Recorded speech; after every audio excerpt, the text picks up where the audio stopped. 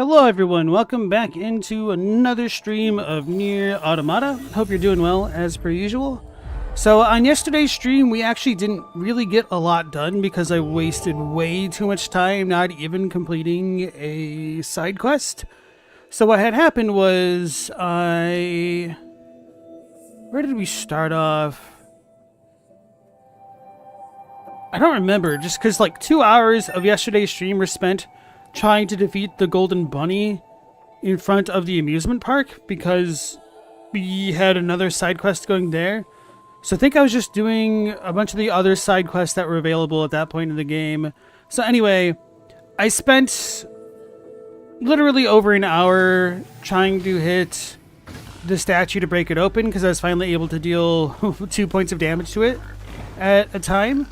So I did that for at least 24,600 HP worth of damage.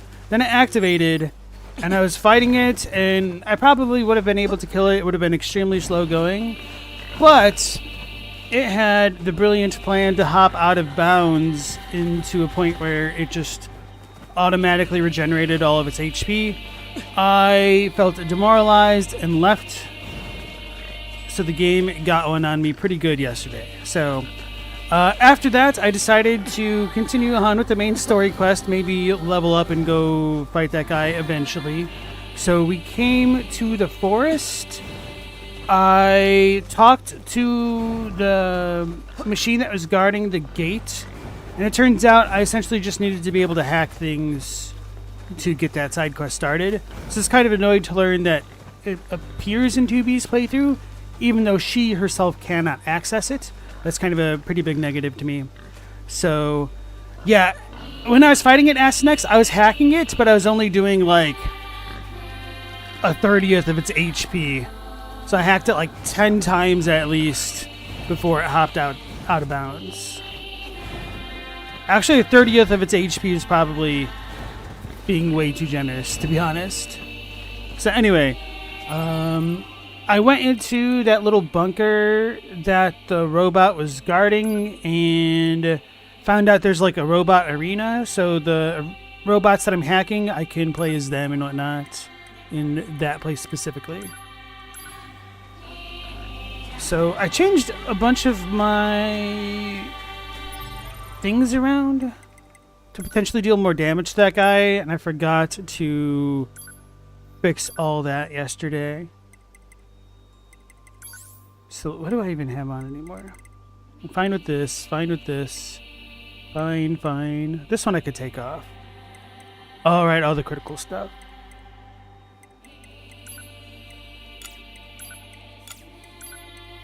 Because that was like one of the only ways I could deal more damage to the thing.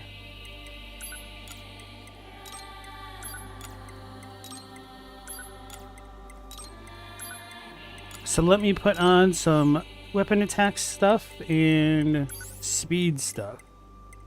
And we'll be good to move. So I only need 6.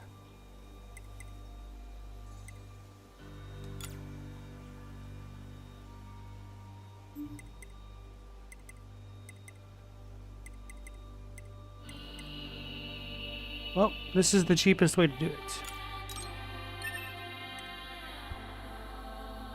And a 3 overload. So anyway, Astynex, Metal Wolf, Meow Laser, and Mercy. And without horns, welcome back in, everybody. At this point, you have no idea what's going on, so you're too afraid to ask. So you just leave a cat in a box and a Havelove, whatever I named that emoji. I think it's Prithee now that I think about it. Meow Laser, if you had a beer for every crap-talking statue you fought. Funny thing is, there's an image online of like, not a garden gnome, but kind of like a Cupid baby looking like lawn ornament statue that had like a bow and an arrow in it, presumably at one point, but like the bow and the arrow weren't in it. So it essentially just looks like the baby is like cocking its arm back to punch somebody. So some knucklehead took a photo with it, with like his shirt being grabbed in the baby's extended arm, and so it looks like the dude's about to get punched out by a baby Cupid statue. So your comment right there kind of reminded me of that. I'm like, oh, maybe it was Meow Laser in the photo fighting the baby statue.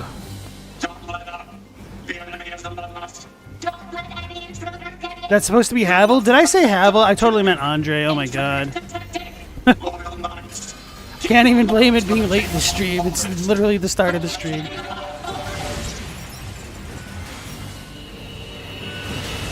Nah, Havel would be a dragon.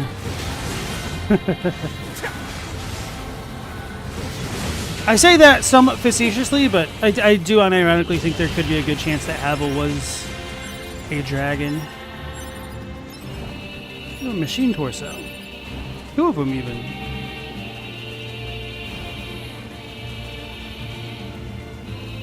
One second here.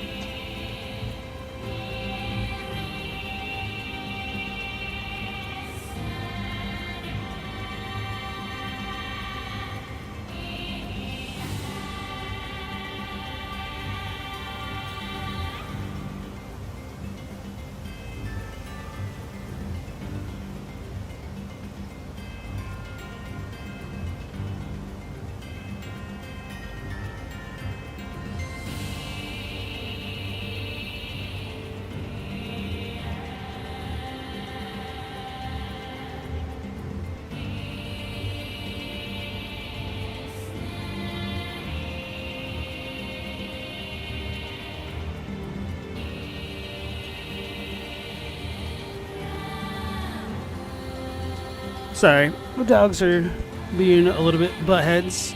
So Jay Dixon, how's it going, man? Nice to see you again. Any idea on when I'm streaming next? So that partially depends on when I finish this playthrough, because if I finish early, I might need to think of a couple of stall streams. But I also want to make a video on this. I need to like get working on it because it's about to release really soon. But I'm going to play the Suikoden 1 and 2 games. So those machines had a king? Two of my favorite RPGs of all time. Like loyalty be understood by a machine?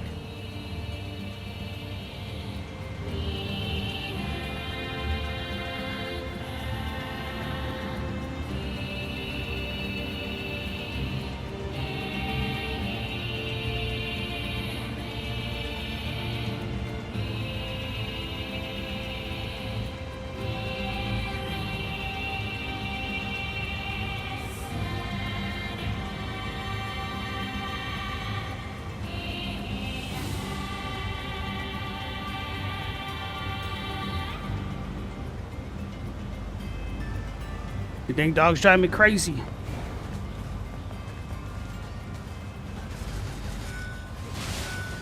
That was it's supposed to be a woman with a bonnet on her? Oh god. No, it's supposed to be a dirty Andre. Come on, play. I got really confused because I looked away for a second and then all of a sudden we had the flashy screen.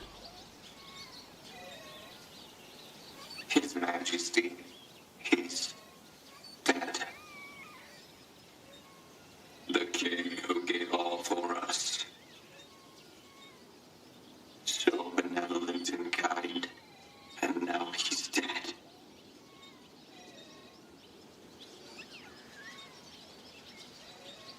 This sure is sad.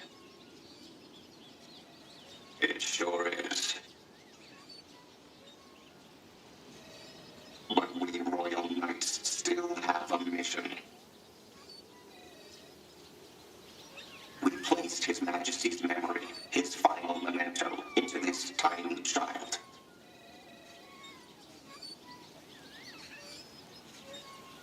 And now we must raise this child so he might one day be our new king. He deserves a royal upbringing. He deserves protection.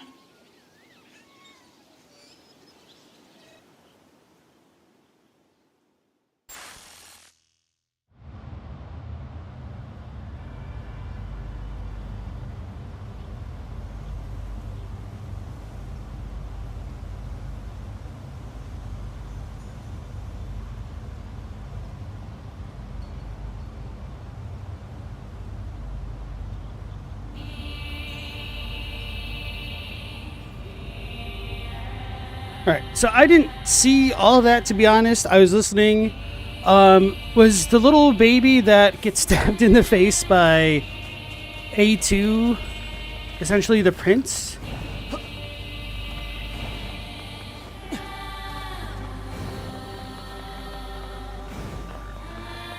This doesn't get opened yet. So Jay Dixon, have you played the Suikoden games? Is that what you're saying the beautiful art for? I'm really, really excited for the remasters. Not necessarily to play them again, just to be able to share them with others, to be honest.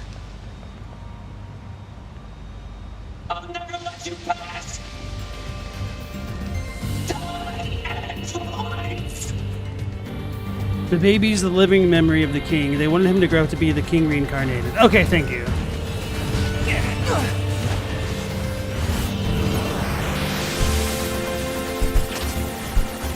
What's coming out for me?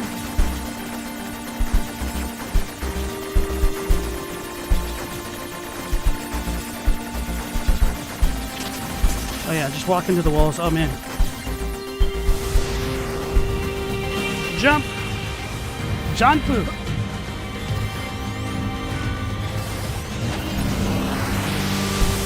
Oh, this is the one that expands.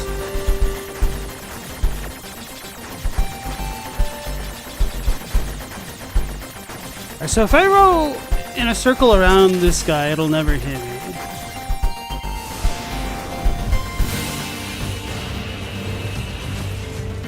me. We got him.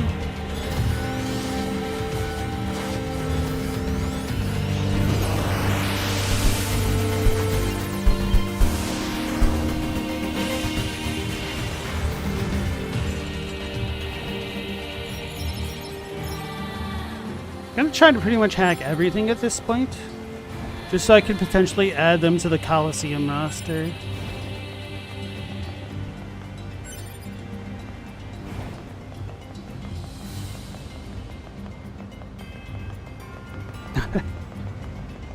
Is Havel the Storm King, not to be confused with the Storm Lord?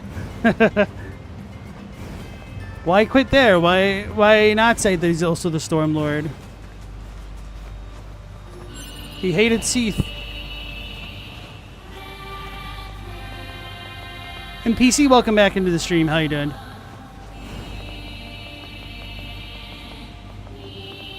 Jay Dixon, you have those games on your handheld emulator, and the screensaver shows gameplay from all your ROMs.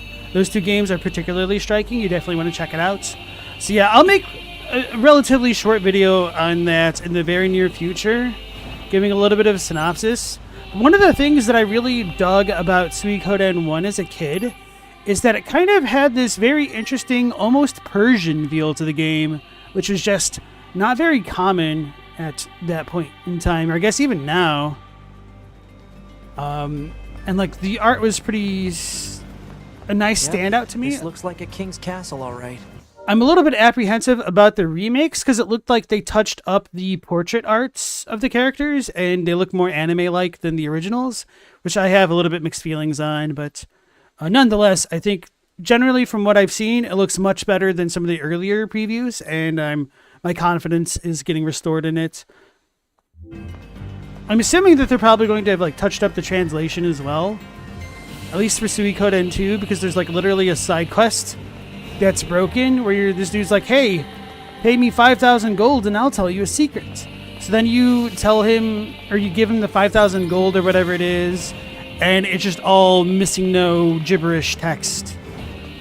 So it feels like he was conning you, but what had happened was it just wasn't translated. And they're trying to render the Japanese characters in the I don't want to call it like the Roman font, but whatever.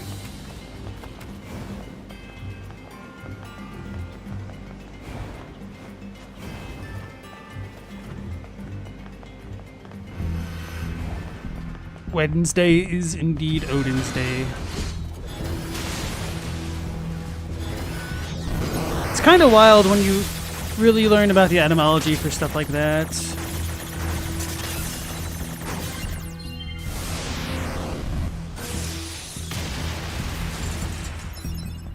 Don't let them go any further.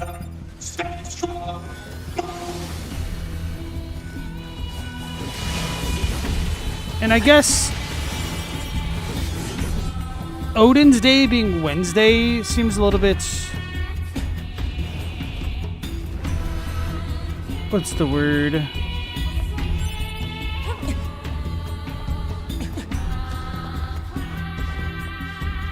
I don't want to say like unsuspecting, but... Watch out for hostile enemies, 2B. Roger that, 9. Huh? Wait, what did you just say? Roger that, 9S.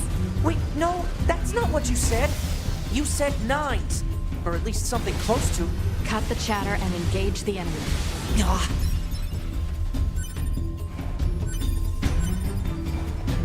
So yeah, like...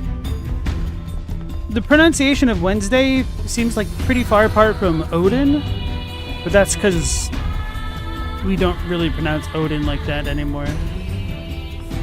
Anyway, I guess there's no reason for me to really have to engage with most of the enemies here.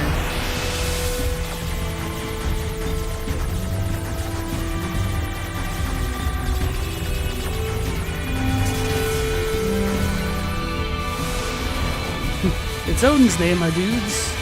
I guess the peep emote works with that.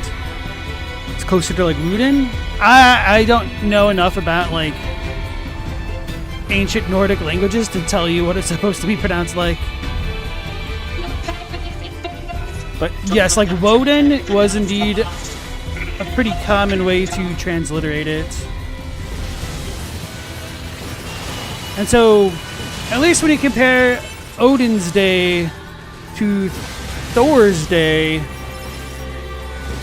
like it's not such a big surprise to learn that Thursday comes from Thor.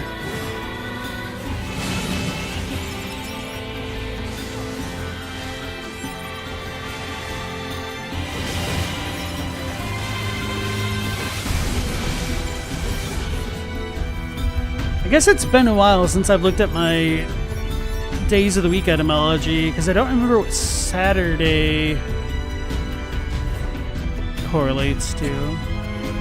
Like Saturn, Saturnalia? Is that right? But then Sunday? Maybe it's just all over the place. Sunday was Raw Day? Something like that. Yeah, let's hack these guys.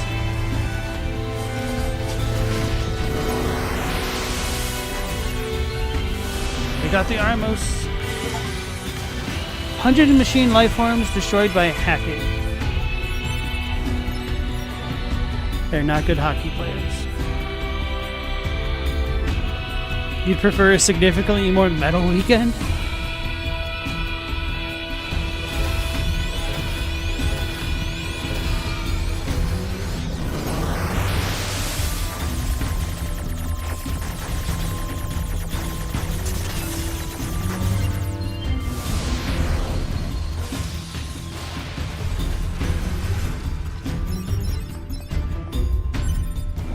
Hey, we got a clean nut. I don't remember picking that up before.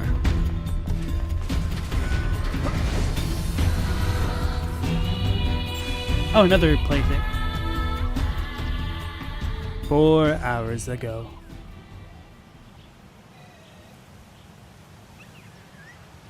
His Majesty hasn't grown at all. No, not in the slightest.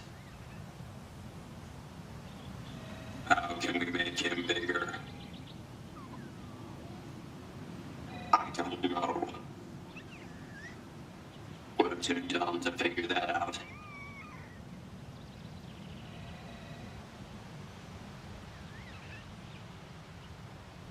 Sure is a cutie, though.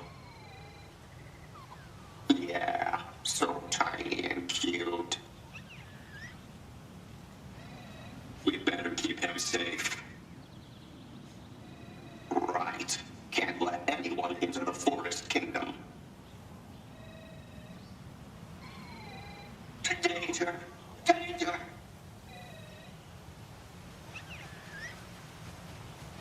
Everyone, get out now! Intruders in the kingdom!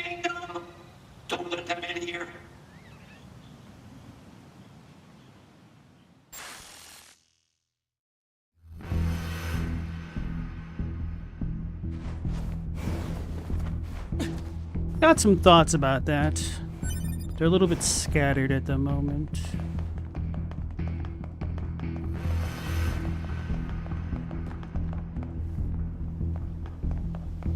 Pirates go to Valhalla for their Woden legs. Oh yeah, is that right? I got turned around.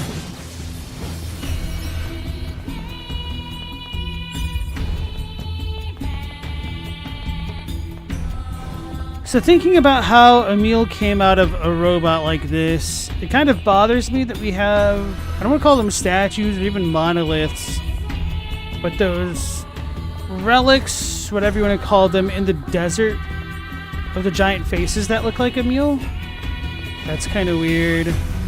Just trying to think about the whole, were the robots humans hypothesis now.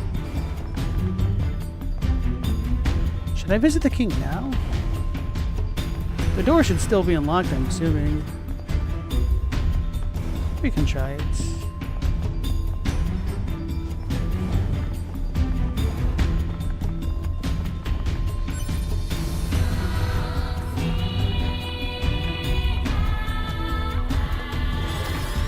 The fact that the machines realized that they didn't have the wherewithal to know how to grow the baby is interesting. We got a beast curse.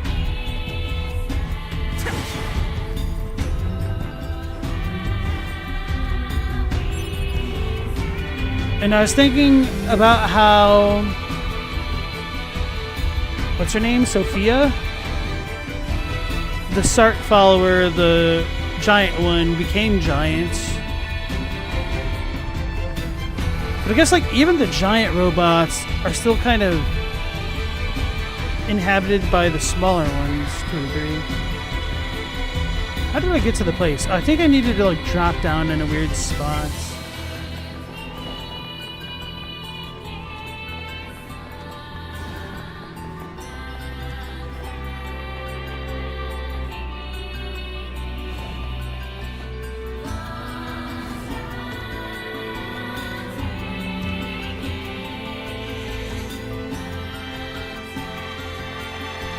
Aha.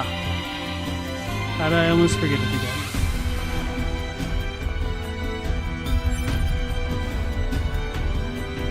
that? Yoko Taro uses an Emil helmet for all of his public appearances. Is that true? The funny thing is, I could kind of believe it.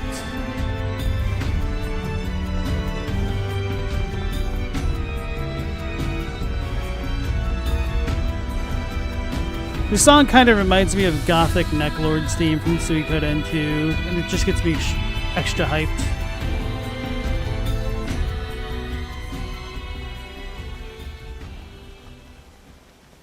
It's super true.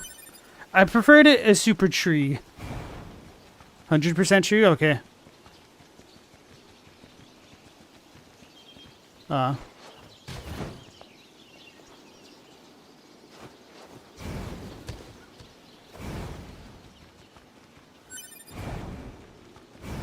So now with our confrontation with A2, I am curious as to whether or not we could just like walk out of it like I was wondering the first time, or if hacking her this time around may or may not change things.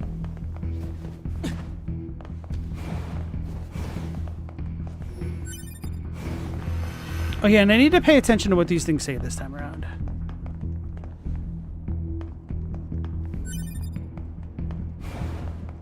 Wait, I'm too low, aren't I?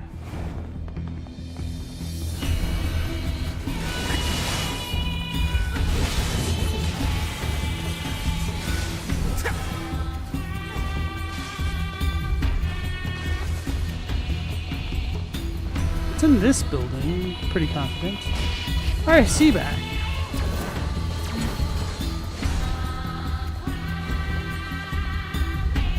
So it's the floor above.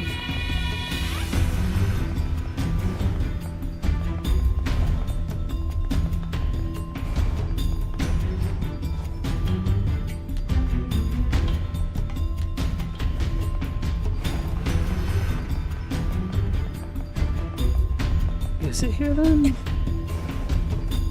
Where did I go to the secret room?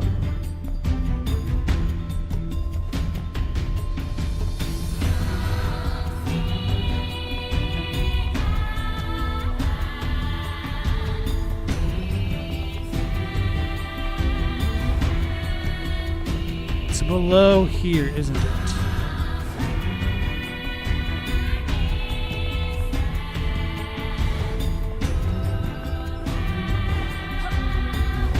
Oh, I think I know what I did.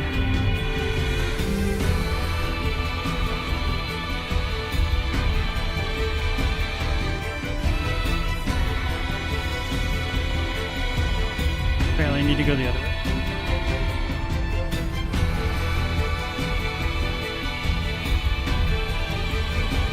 Now I go back up this way. There we go. No, screw that up. More intruders are coming from the outside. We need to expand our castle security. You best be wary the machines that will engage near the forest as well. We should launch a preemptive strike before the members proceed further. Ah. For the sake of our forest king. For the sake of our king.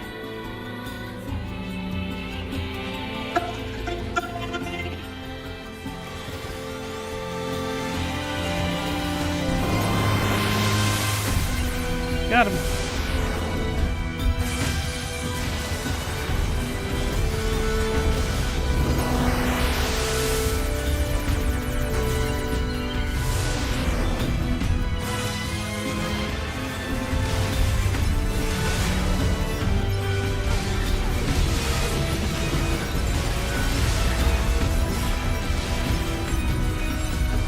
Oh yeah, I also need to check out that new weapon.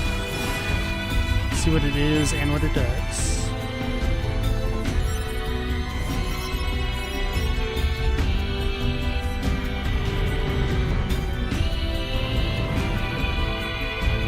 That horn said the serpent worm circling that area looks so cool. It's a cool enemy.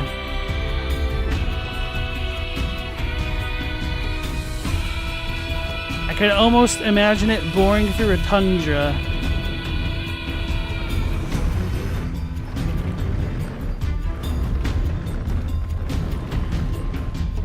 Entirely unsure if the knight outfits here are supposed to be a specific thing from Drakengard or just generic knights.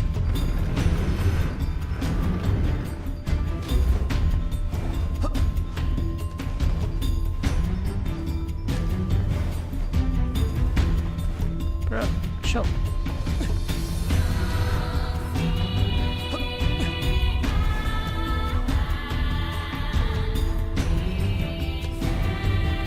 How did I make it out of here the one time?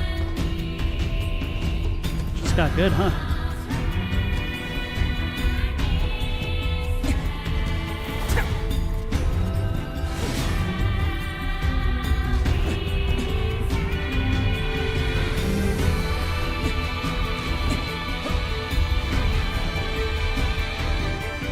That was a little bit of a movement buffer.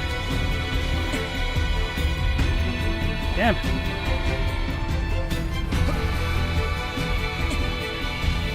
There we go. It's a little bit awkward.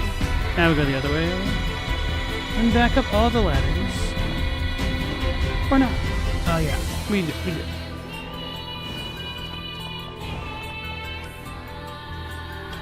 Hey Chandrick, how's it going? Yoko Taro famously lost his Emil helmet about a year or two ago when he took it off at a bar and either left it behind or someone took it. That's funny.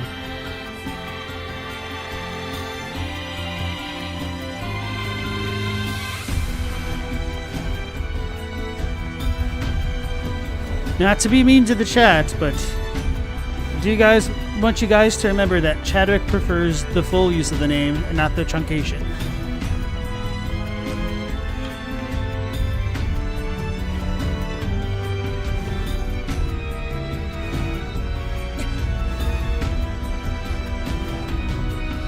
Yeah, you can call him Dylan.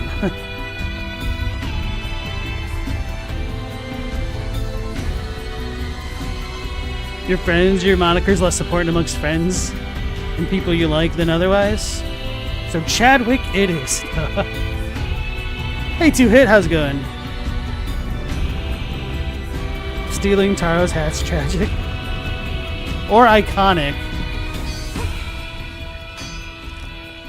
If you're the folk that did it.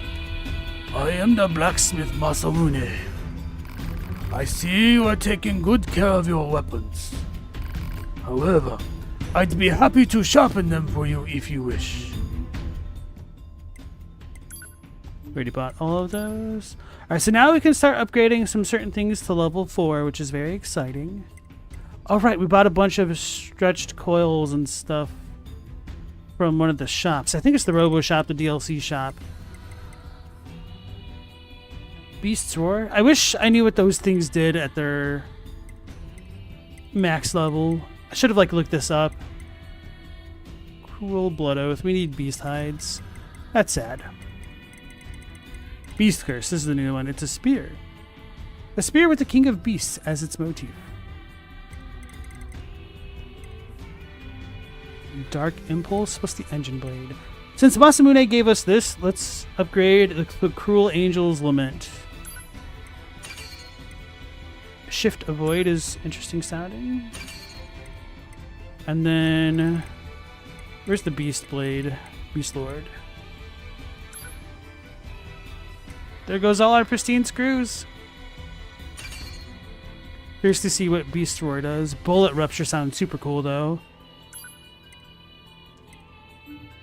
What's Cruel Oath? Our first weapon?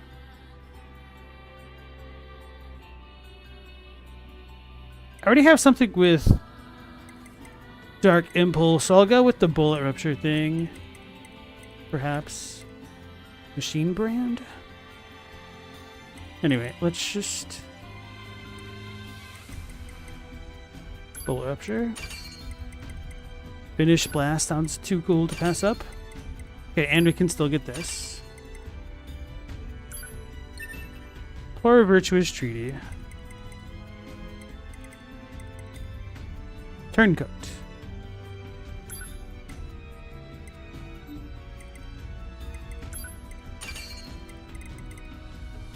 So I have a spear maxed out, that's nice.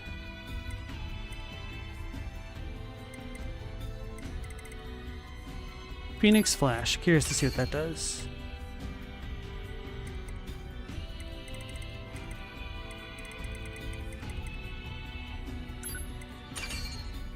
May as well go with the Robo discount. I think I'm gonna hold off on the Dignity.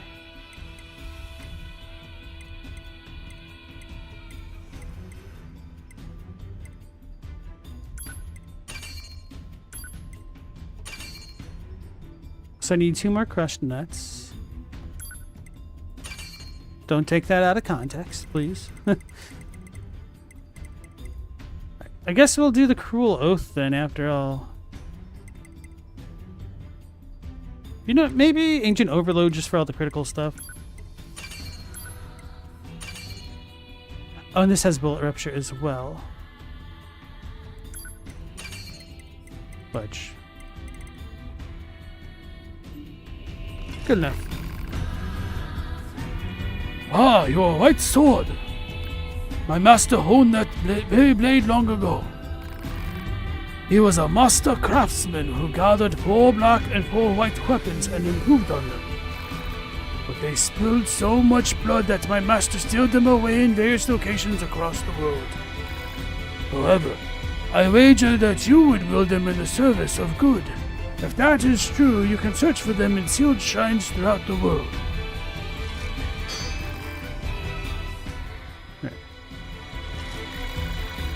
Did I find the Dragon Quest sword? I don't think so. So that dialogue's all the same? Alright. So 2-Hit saying the engine blade is from 15. That's what somebody else had said. I was like, man, this blade looks too familiar. I was wondering if it's 15 related, so apparently it is.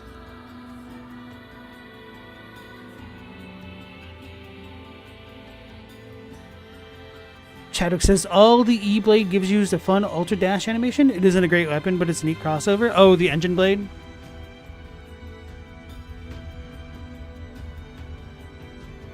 Without Horn said, the worst part about the first Drakengard is having to upgrade all weapons to unlock the final ending. Oh no, that reminds me of getting all of the damn weapons in Dark Souls 1 for the plat.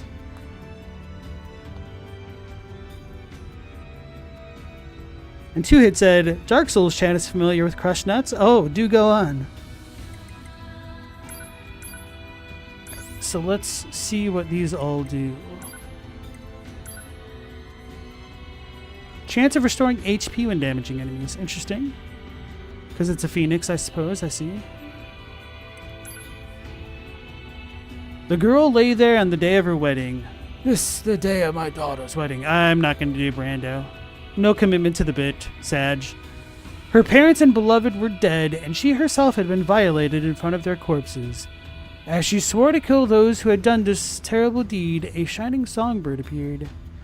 Allow me to grant your wish, said the bird. Wish upon this dagger, and never forget this hatred that you feel. The girl grasped the weapon and spat out a tearful curse. I vow not to forget. Please, give them a painful death. Time passed, and eventually she got her revenge. Years later, when she was an old woman, the songbird appeared anew. What of your vow? It asked, but she did not understand. And come to think of it, what became of her beloved dagger? That night, bandits broke into her house, assaulted her daughter, and murdered her grandchild. The songbird then reappeared with a single question. How long will your hatred burn this time? It's like the monkey paw curling, but the phoenix claw curling, I guess. Ancient Overlord? That sounds edgy as hell. Long ago, a cruel lord used the sword on his own subjects in a vain attempt to attain immortality. Bullet rupture adds a shockwave when striking enemy projectiles? That sounds fun. Story. One day, a young girl's village was sacked by bandits. To protect her family, she took up a dagger her father had found in the mountains and killed one of them, an act that shocked her family, but the bandits fled, never to return. 5 years passed, then 10, then 20. Though the family she protected began to grow old, the girl never aged. Eventually, the other villagers began to shun her. With no one to turn to, she finally left her village and began to wander the earth, visiting many strange lands in the process. As the years passed, her skill and fame as a master sword fighter grew to legend. Eternal life, a powerful weapon, and boundless experience. She used these talents to become queen of a nation, and yet there was emptiness in her life, for she still desired the kindness her family denied her after that fateful day. Cool. I was kind of wondering if the Ancient Overlord Blade stole the lives of those around, or like those that it killed. Actually, wouldn't that go along with what the other things said? It's not this one, though.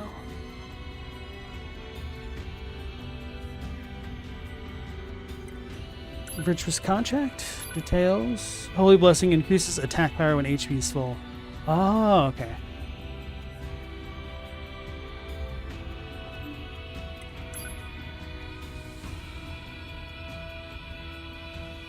Oh wait, we've read Virtuous Contract. For some reason I was confusing it with the other one. I don't have the full story for this, but I'm curious to see what it says. Alright, once long ago there was a group of 7 boys who were born in the same village. Though they were not brothers by blood, they treated each other as family. One cold night, a fortune teller appeared and warned of a traitor among them. The boys laughed it off and went about their business, but the next morning one of them lay dead. With each passing night, another boy died. The survivors grew more and more suspicious of each other, each harboring terrible doubts about what happened to their brothers. Now that makes me wonder if the fortune teller lady killed one of them to set them on a path to like determine the strongest assassin amongst them or something like that. Sounds very like anime, tropey, ninja village-esque type thing to do.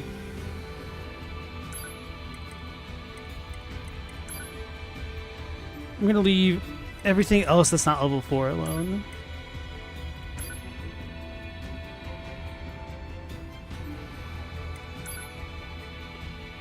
Twin souls were sacrificed to twin gods and bound to an unbreakable dual-bladed axe. Whenever nicked or damaged, it would instantly repair itself. The 2 blades would never part. They would be together for the rest of time. That's right, y'all. Together. The souls in the blade yearned to be as one, to grow old as one, to fall in love as one. It is why we both love the same person. I am myself, I am myself. Look at me, look at me. Give me love, give me love. Stop copying me. I'm not.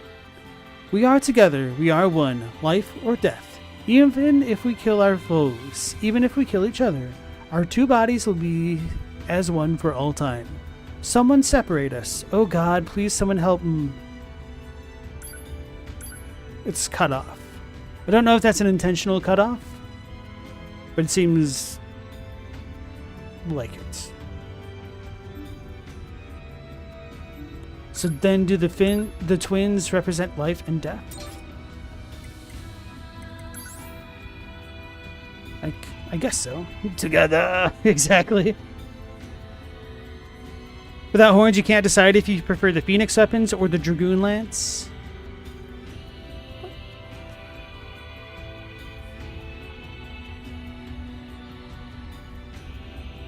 Oh no, Chadwick. A huge skunk wandered through your backyard while your very excitable cats were on the catio. You have a catio? That's cute. He made eye contact with all of you guys and just kept chucking along. You're super lucky. Apparently, when I was a wee lad, the family went on a camping trip and I got skunked. So, my mom said that she assumed I thought that the skunk was a cat or something.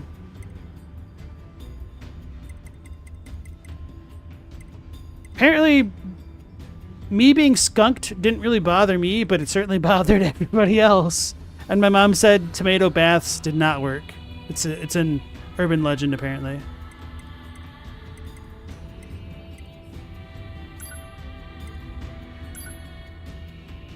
Does more damage as you defeat enemies, max 500?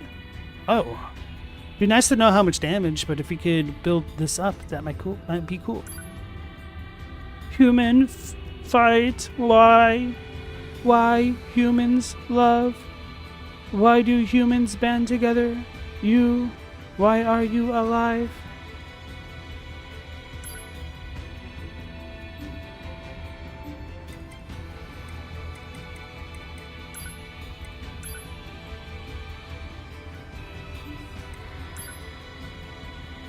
In a distant kingdom there lived two princes. The son of the queen consort was clever of mind but weak of flesh.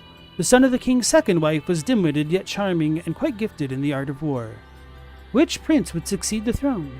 When news came down that the king had died in battle, the two men each declared themselves the next true king, rallying the people to take the side of one or the other.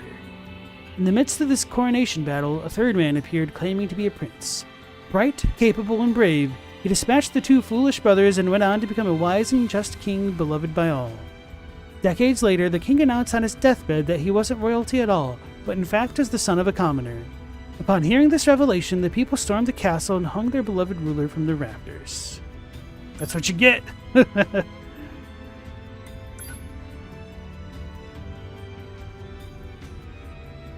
Turncoat, chance to subjugate foes when attacking them? Oh, that does sound really fun. Spear of the Usurper, indeed.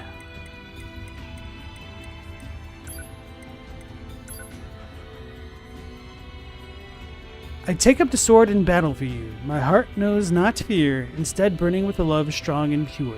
I was wondering almost if this was a haiku for a second, but obviously the syllables do not match up.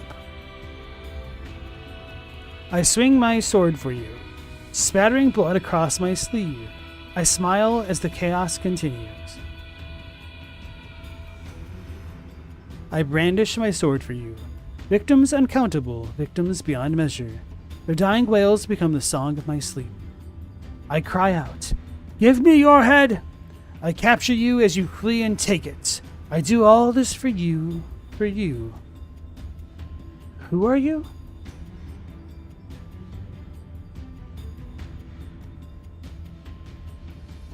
It's like some real Okina type stuff there.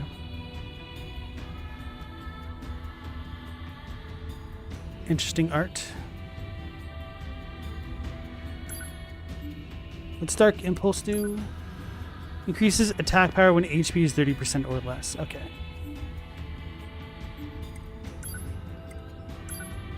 Shift Avoid changes damage values and your evade maneuver.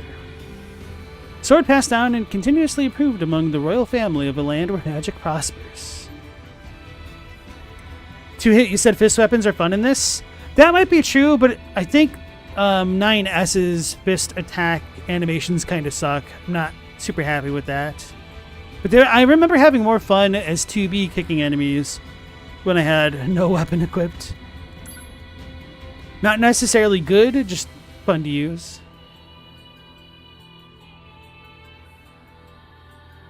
Alright. The small prince rests alone in a vast bedroom. He wishes his father knew how much he hates sleeping alone, but he doesn't dare to tell him, for the king is a very busy man and must not be disturbed. A king sits alone in his vast office, drowning in affairs of state. All he wants is to see his family and hug his son, but he cannot, for his every waking moment must be spent in service of the people. One day, while eating dinner, the king asks his son what he most desires in the world. He hopes he will say that he wants them to spend more time together, but instead the boy simply points at a sword hanging on the wall. The ancient sword is considered the sign that one is ready to rule. Someday, the king chuckles. His son faintly smiles back at him. All he really wanted was for his father to read him a bedtime story. Interesting. I was wondering if they were going to bring up the story about like the soup that they were eating tasting bad, but they couldn't say that it tasted bad because they didn't want to send the chef away and be mean to him in Final Fantasy 15. Yeah. Speaking of Final Fantasy 15,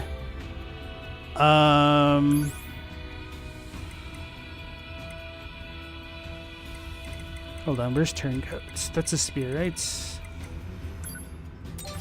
Speaking of Final Fantasy 15, that was a game where I got to the end of it. And I just kind of stopped playing. I got into pretty much the final area, and I'm just like, I'm done with this. Because I was trying to do all the side quests and stuff. And just, the story sucked, man. I was so disappointed. I was so beyond hype for Final Fantasy Versus 13, which is what Final Fantasy was originally called. And then it just turned into a huge nothing burger. Hey Zafe, how's it going? Do you need to mention the OST here? Yeah, does this one hit? Does it miss? Find out next time on Dragon Ball Z. It hits. Alright, so big moment. Prepare yourselves, chat.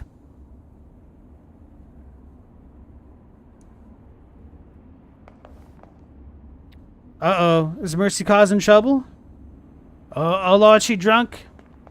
She ain't sober? We will protect the king with our very lives. You know, if I remembered enough of this playthrough, I could have really set Zafe up for the joke that I established yesterday, where it could be like a completely silent scene, and he'd be like, "Oh, it hits." I'd be like, "Oh yeah, what do you think about this track, Zafe?" And then just based on the chat delay, get him.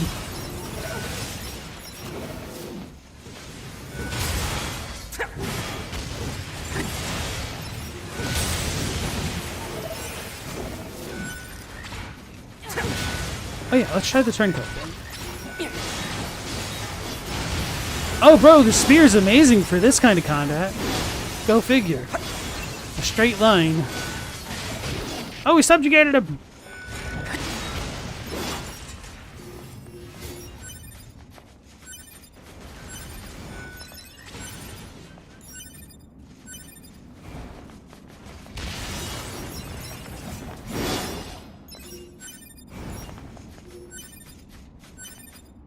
All right.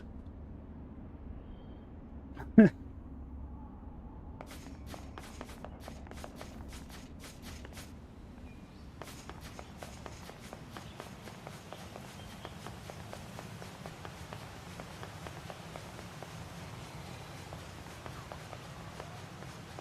right, here we go. Children, cover your eyes.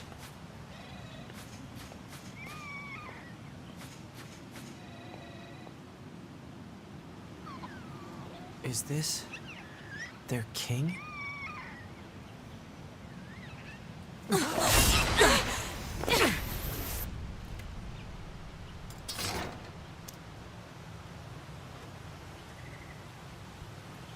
She Sephiroth the hell out of him.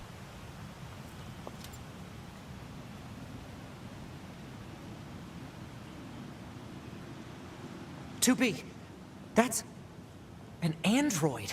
A Yorha-type android. Alert.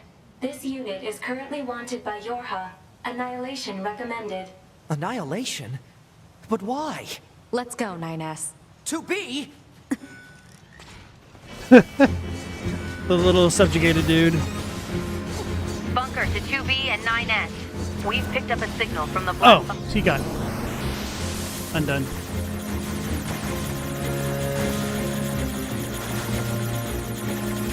Ah, I wasted too much time.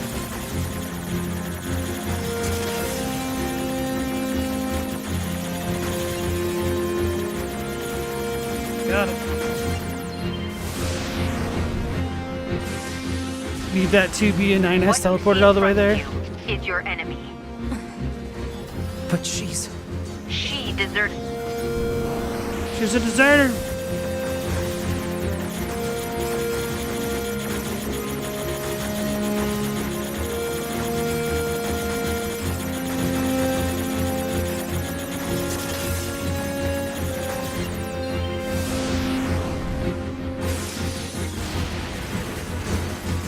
Now kill her before she kills you.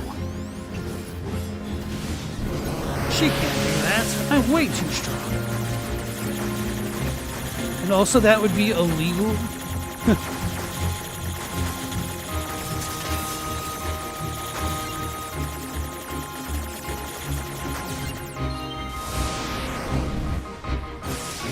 They're right by the cradle when A2 nuked the baby machine. I thought she running.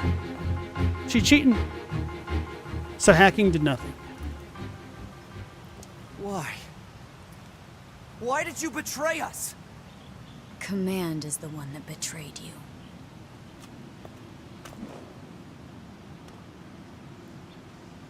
Let's go after her, 2B. So yeah, I couldn't actually walk away from that in any regard. How loud she going? Did I just died? Damn, she got away. I pressed X an additional time, but the game's like, Operator, nah, this you is swan 9S. dive. Patch me through to the commander. Roger that, 9S.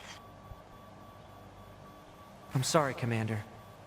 We failed to defeat the fugitive. I see. Well, at least you're both safe. That's an incredibly powerful unit you just faced. You should probably keep your distance in the future. Commander, why did A2 desert the Force? I'm afraid that's classified. Oh? Huh. 2B, Yeah? let's go ask Pascal about A2. He might know something. All right.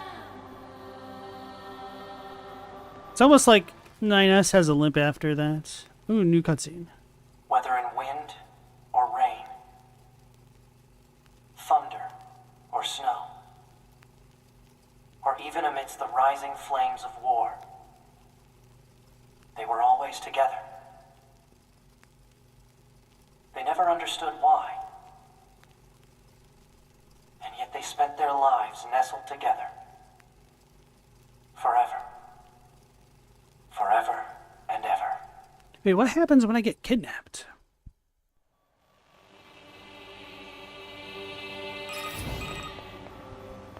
Pascal? This is 9S. Oh, you survived. How wonderful. Yeah, we're fine. But there's something we want to ask you about. Of course. Anything. Actually, it needs to be in person. Understood. I'll open the gate we built to deter enemy invaders. You'll be able to reach the village through there.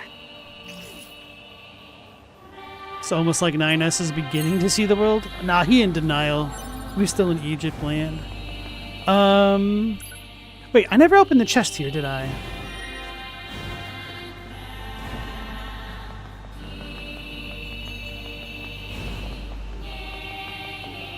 I was gonna say that there's something about 9S's delivery that reminds me of Steven Yeun, which isn't a bad thing.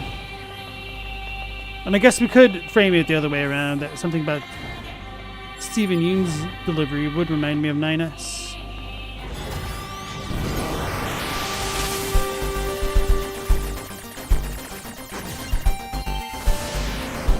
You could see that? We got a rotten info sheet. Cool. That reminds me, I've not really been checking those archives that I've been picking up. This is your first experience with the dub, but it sounds quite good. It's kind of funny because I think Chadwick was pooping on it a lot, at least for 2B's lines. I thought 2B's lines were done pretty well. Like, I haven't really had any problems as far as like a grading VA is concerned in this game, which is quite refreshing. Archives. 17%. That's a lot that I still need to get.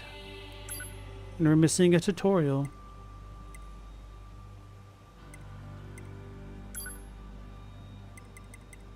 Okay, old world info, rotten info sheet.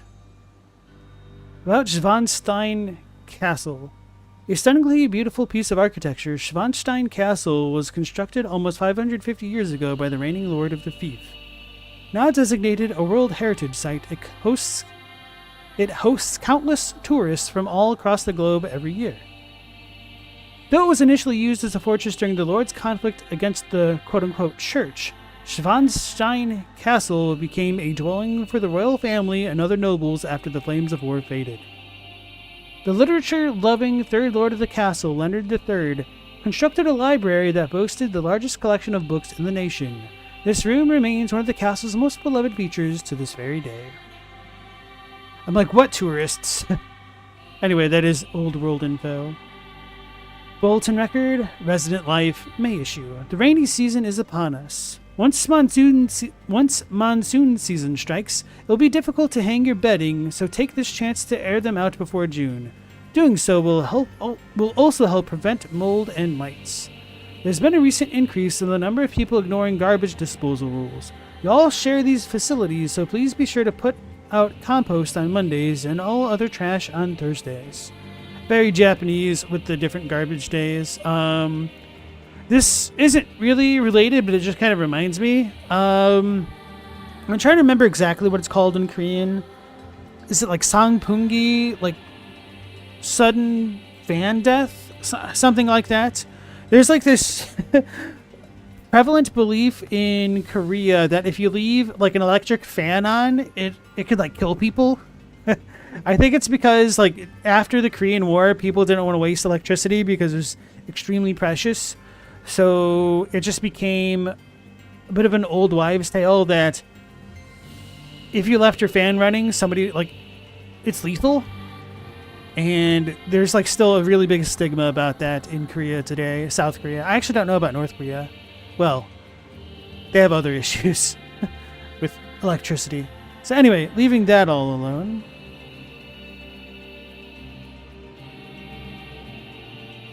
Say if you haven't heard enough to critique the acting itself, but they seem to have chosen decent VAs with a similar vocal character to the Japanese ones. Okay, cool. 2Hit also likes the English voice actors.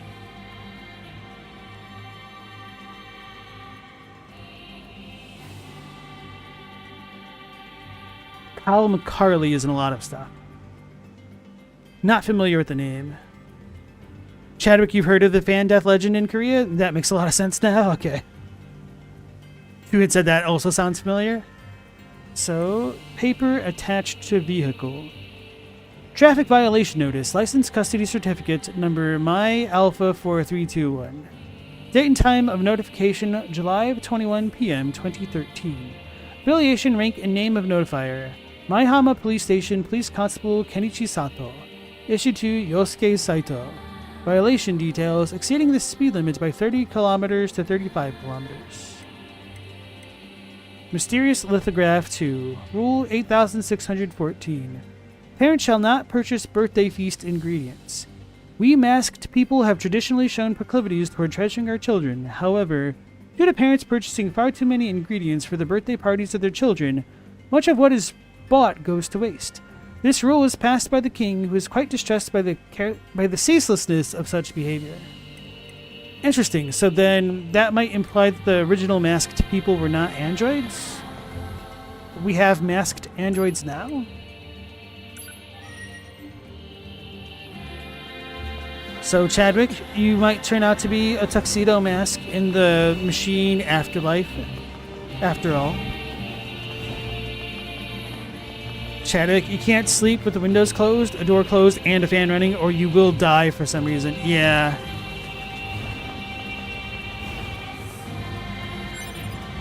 And I think somebody in the chat had mentioned like the wet hair after a shower thing. Like that's also a thing that people are worried about. Or like if you suddenly get caught out in the rain, you'll catch a cold. That's a really big Japanese one.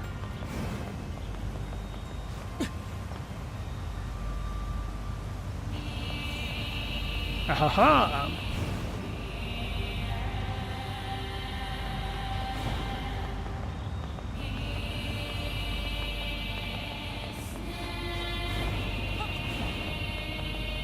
I knew it. I did have to do that.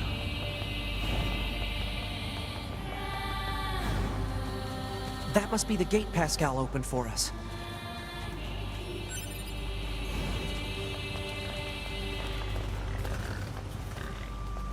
There's so many ways to die. We have been expecting you.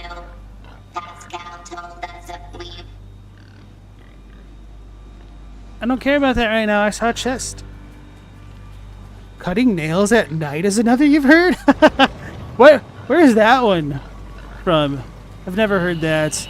My rationale for that is probably just like somebody with misophonia just couldn't fall asleep if they heard the incessant click, click, clicking of somebody cutting their nails. I could see how that would drive me crazy. Like, sometimes it's bad enough having to cut my own nails.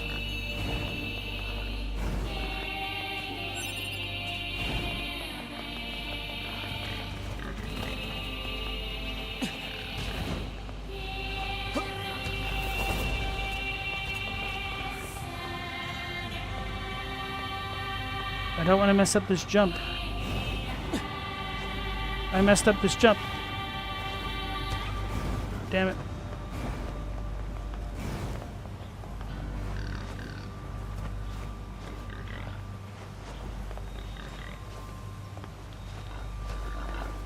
Find it.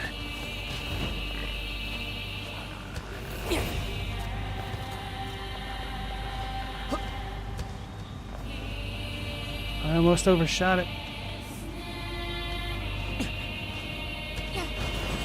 Whew.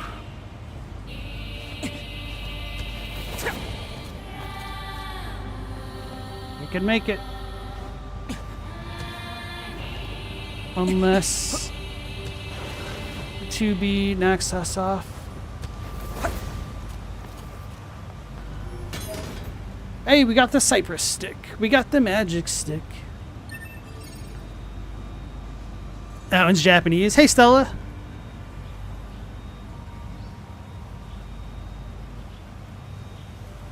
To it, you look how much stuff's hidden around the forest area. I still haven't found the boxing gloves. Oh yeah, I need to like search around here a bit more.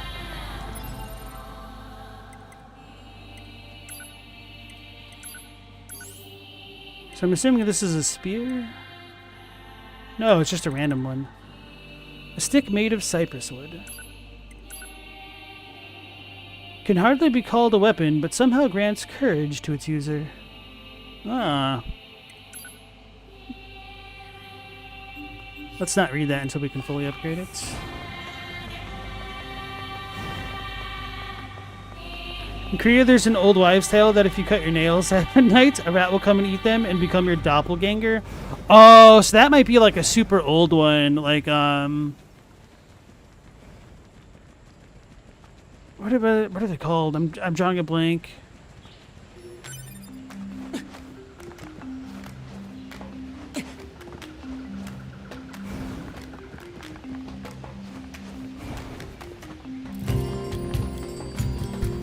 Is it Hurusato Saisei no Hanashi Banashi?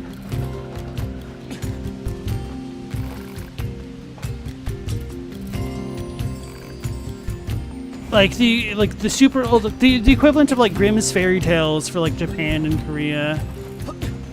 Like those super ancient fairy tales that don't make any damn like a sense, don't have any morals at all whatsoever. They're just kind of messed up stories.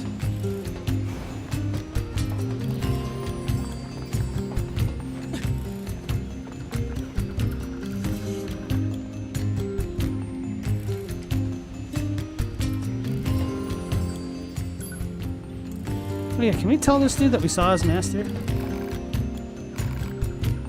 He don't care. Oh, so this gives us critical. So we need more arms and a hero sigil.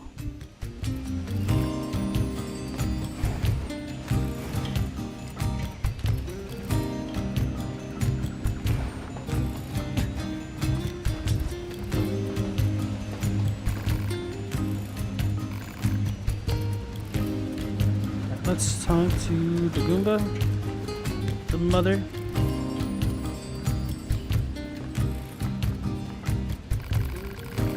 Hello, my android friend. I can't believe I have to say this, but it seems my son has locked hims. Again? He was doing so well. He even talked to that girl he liked, but yesterday he had some sort of relapse. I am so ashamed to be in this position, but would you mind helping me one more time? Sure. Fine, whatever. Hehe, you're going to love this one. You shouldn't be proud of hiding from the world. Besides, I thought you had a girlfriend. Maybe, but I'll tell you if you get my lock open. This is so stupid.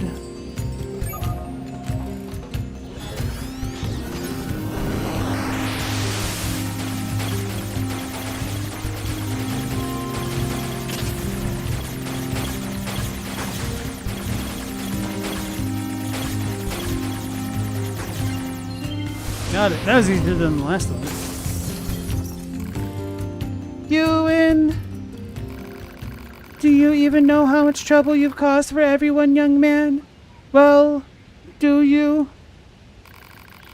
Okay, kid, spill it. What's your deal? I've been trying, okay? I went out and talked to everyone I saw. I even talked to the girl I liked. It was fun.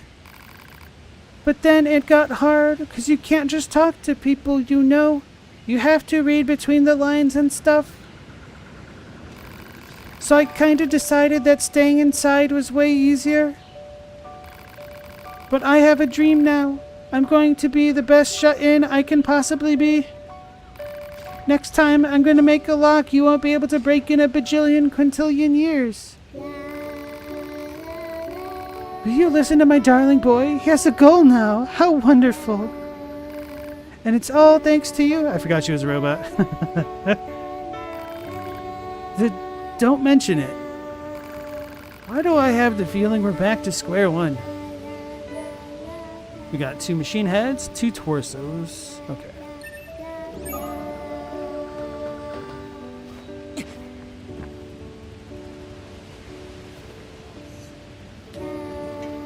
This kind of reminds me of the Earthbound song.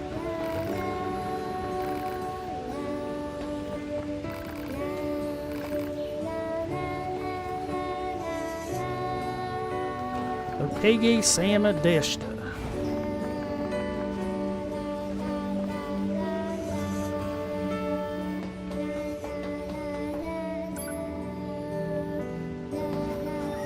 I need more arms to start grafting. Well, see, how can you graft without the arms? We're in a real catch-22 situation here, aren't we?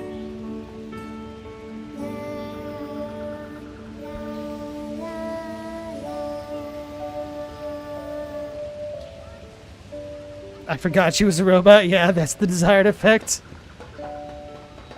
I'm surprised you wish to speak with me personally. Whatever is the matter? It'll be faster if you just take a look at this recording. Speaking of voice actors, Pascal reminds me, is it Kristen or Kirsten Shaw? It doesn't sound exactly like her, but there's just something about the quality of her voice which reminds me of her. I see. Information about this A2 android is indeed contained within our archives. We all understand her to be rather dangerous. However, she's never visited our village in person. My apologies. That's all the information I have. I see. All right, thanks. Let's stay sharp and head back to the resistance camp. We should run a check on our consciousness data and resupply.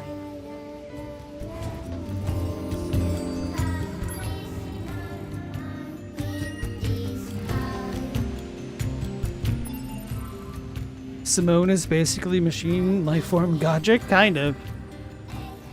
Like unironically, yeah.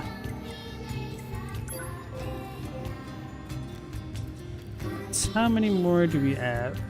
Wait, is that it? Other than the Colosseums? Which I might just do the Colosseum stuff and grind out experience super easily. With like a bunch of EXP ups. Oh, and where's this?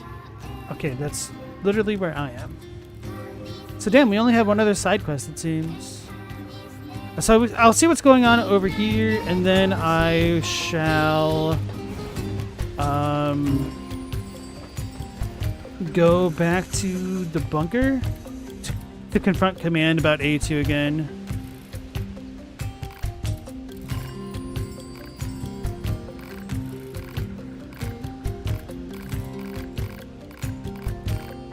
I talked to them before, but I must not have finished their side quest. Help the deserters.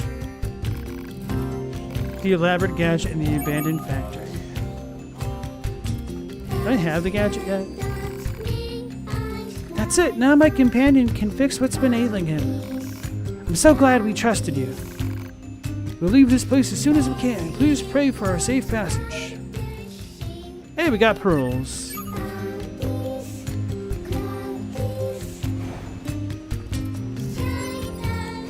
They might show up somewhere else again. But, you know, good job to me for completing that side quest. A lot of work went into making that possible. Thanks for the support of the chat. Never could have done that without you.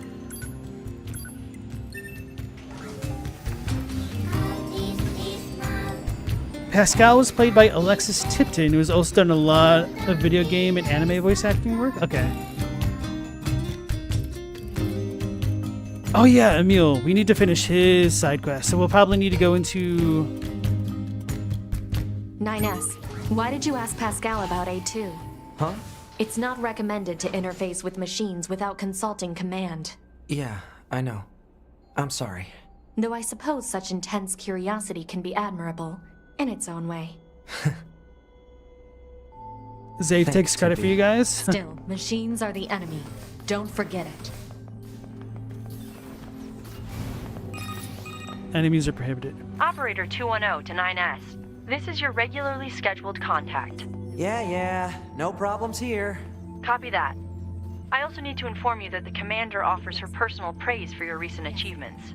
As a direct result, we are currently considering boosting production of your model. Really? I'm happy to hear it. I couldn't have done it without your support, Operator. You're always so cool under fire, not to mention beautiful and... Flattery is unnecessary. Operator 210 out. I really meant it, though. He really does have a thing for the cold pipes, doesn't he? Yes, what do you need? Alright, that's the same as always. It's kind of ironic that I teleported here, so we got that contact as we're literally standing right next to her. Did I talk to this lady? I don't think I did. So that's the same. Is something wrong?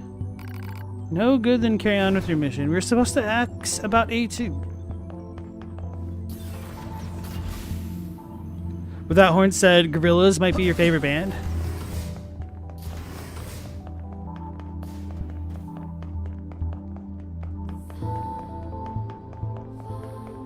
Let's go in here.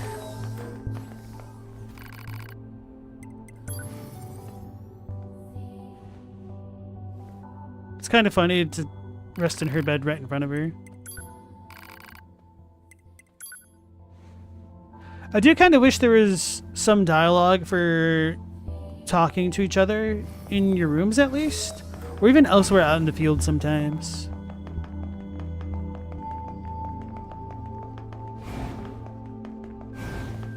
I should probably try to fuse some things while I'm here.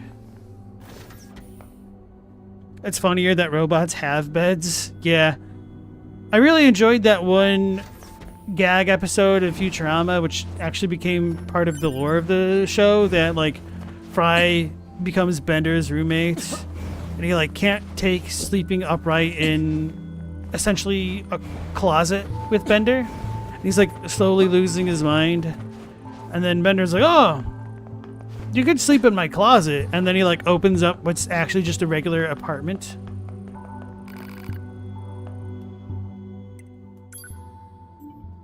I still need water. Water. Oh man, I can't do the dude from Men in Black. Edgar. 4%. That's like nothing almost. For a 10, it's not worth.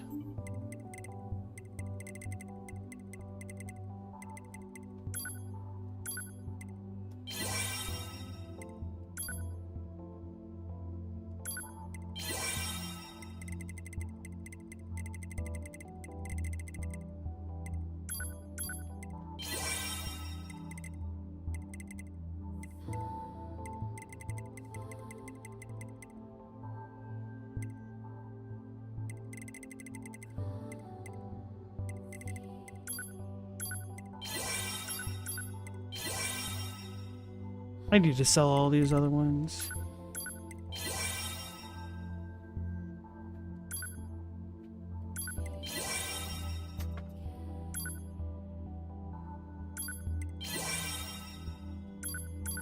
$14.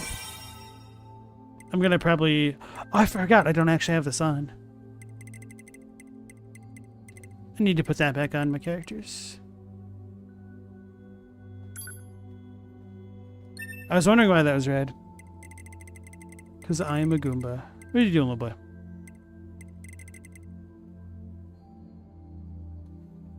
He wanted to put a tiny plant in the closet because it had a window. When Fry saw the place, he said he'd live there instead. Okay. It's been a long time since I've seen that episode. Or even really watched Futurama now that I think about it.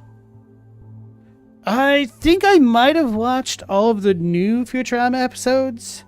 They weren't the same. Like, the vibes felt a bit different, which, like, they weren't bad. But Prime Futurama was pretty special to me.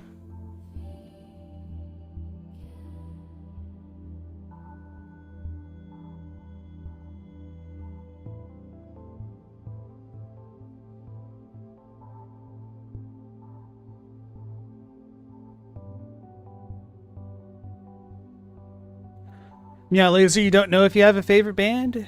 Your favorite current bands are Fat Dog, Mannequin Pussy, Viagra Boys, Amyl and the Sniffers. Hell yeah, I love Amyl and the Sniffers. Viagra Boys is weird. Like, they have a song or two that I like, but I can't tell if it's satirical or if it's dead serious. And like the first song that I listened to by them, I'm like, oh, this has to be satire. This is pretty damn funny. And then like the more I listen, I'm like, wait, is he serious?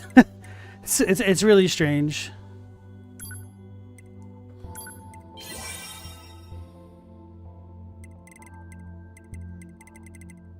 Oh, speaking of Amyl and the Sniffers, I actually heard one of their songs on last week's episode of Invincible. I was like, hell yeah. Didn't expect that to pop up. As for me, I definitely have a favorite band. It's The Pillows. They did the soundtrack to Foolie Coolie, or FLCL, Foolie Coolie. It's rock and roll royalty to me right there. They kind of broke up just like earlier this year, surprisingly. They've been touring together for so damn long. Over 30 years, it's crazy. Yeah, they just retired. I don't think they retired. I mean, they broke up because I'm sure Soao is going to continue like touring and doing solo stuff. I imagine Shin, the drummer, probably retired. And Manabe, I'm sure he's still rocking it up.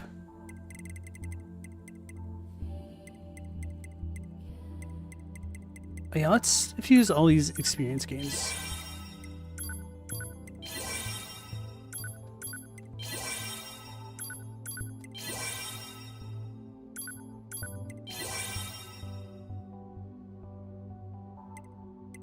Man, this is almost like no experience.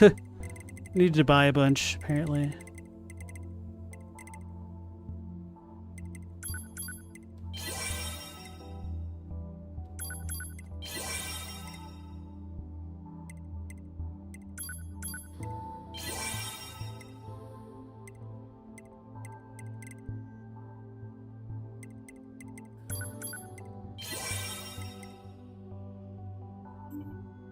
favorite song by The Pillows or just in general, because my favorite song is not by The Pillows, surprisingly enough.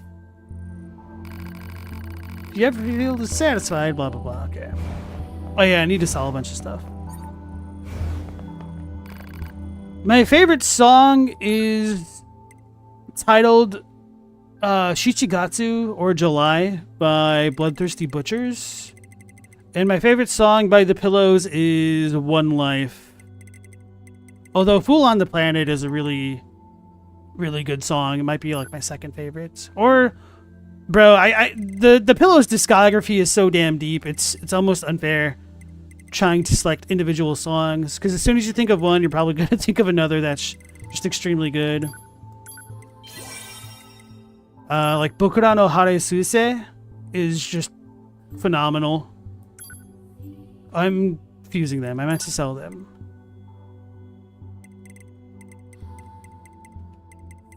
You could get rid of one of these. Well, yeah. No. We'll keep it.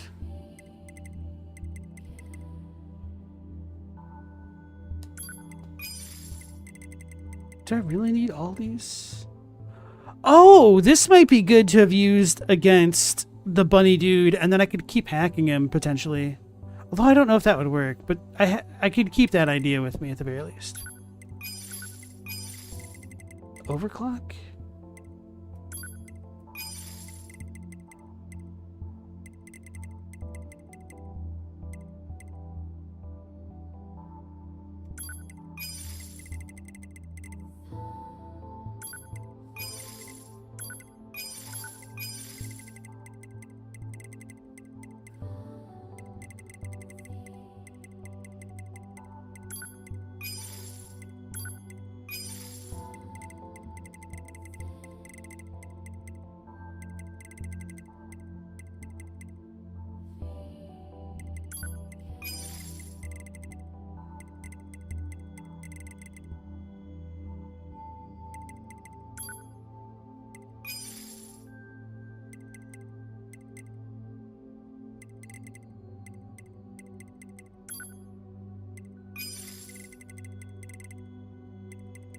I hate this kind of inventory management.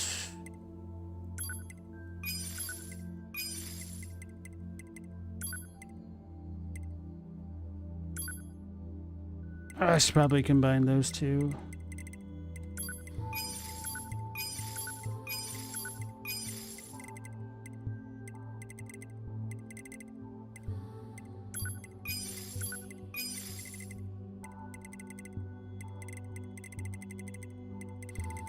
I have a feeling like I'll never use this. Should probably get rid of it. But I can't bring myself to do it.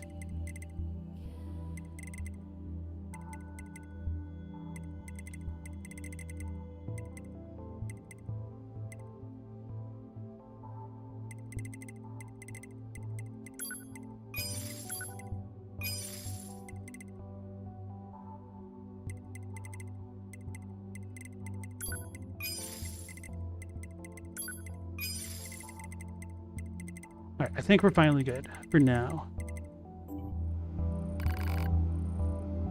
Wait, am I out of money from all the fusing? Oh, and probably all the...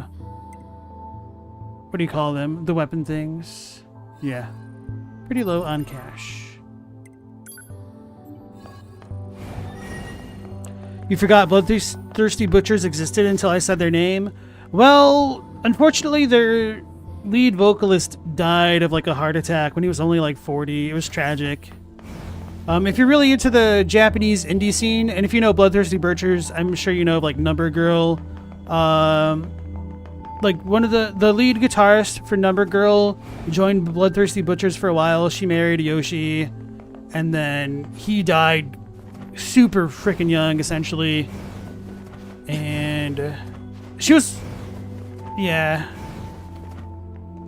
That's probably why you forgot about them. How do I feel about Pantera? They're okay. They're just not for me, though. Hey, Moth Crab. Nice to see you again.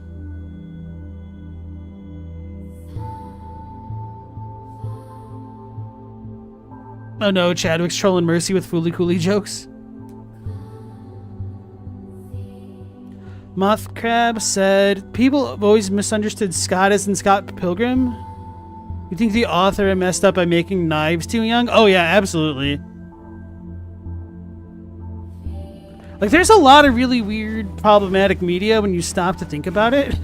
Like, Scott Pilgrim versus the World, and like his relationship with Knives is a little bit weird.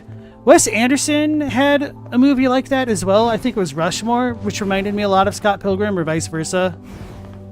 Like, when I saw Scott Pilgrim, I was like, this seems familiar. It just kind of reminded me of Rushmore. Obviously very different, but some kind of similar story beats overall. Let's teleport out of here.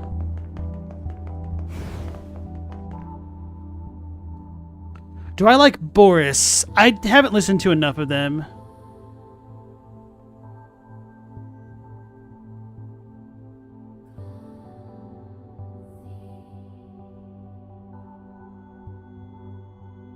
Stella always read Knives being as young as Scott, being too immature to pull someone his age. Hold on. You always read Knives being young as Scott, being too immature to pull someone his age.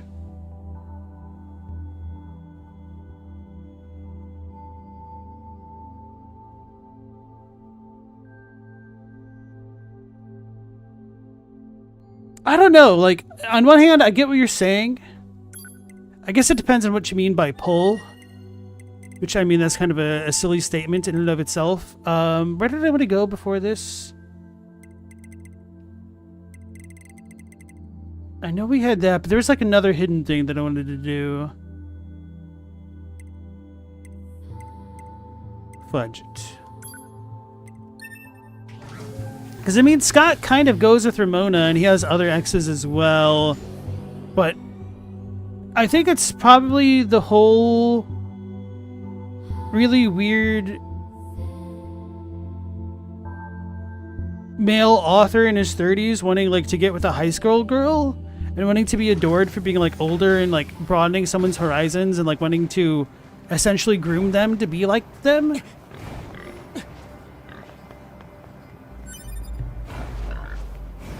And, like, the weird messed up thing is, like, it's not necessarily done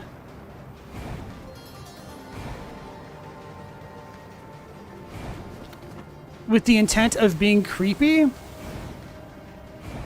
But when you really step back and, like, look at it, it's like this kind of, let's go in places where it probably shouldn't.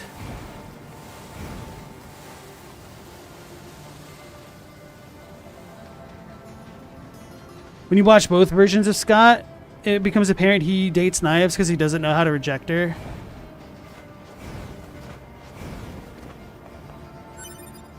And I think Ghost World is like another example of this kind of trope playing out.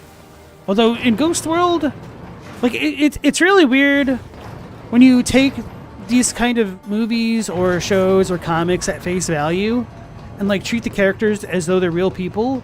But when you stop to think about, like, wait a second, these aren't real people. These were all written by somebody. Like, what the hell does that actually say about the author?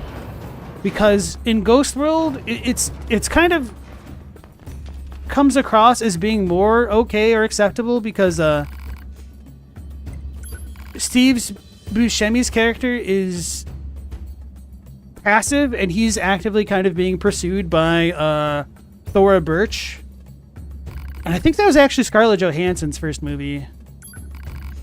But when you consider that, like, no, dude, it was some dude who wrote that script, it's kind of like, oh, I don't know, man.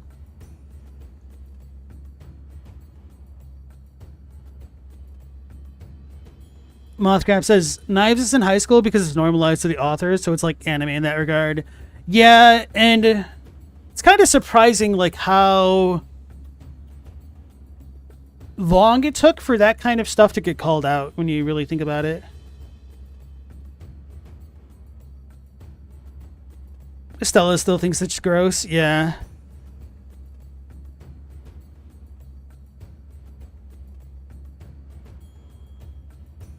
Stella says there's the cartoon where Scott just loses the first fight and it's about Ramona, or Irk's about Ramona. I'm not sure.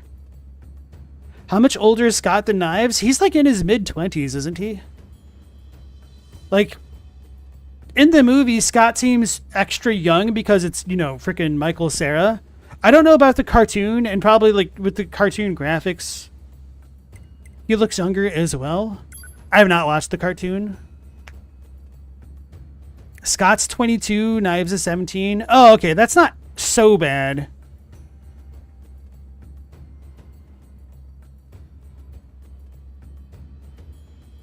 But Knives is kind of also seemingly written as a kind of young 17, if you know what I mean. The age of consent in Canada is 16? That's surprising.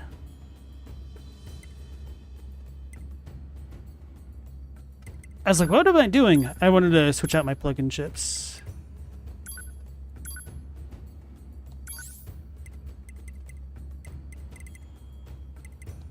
We could remove this one. Move that.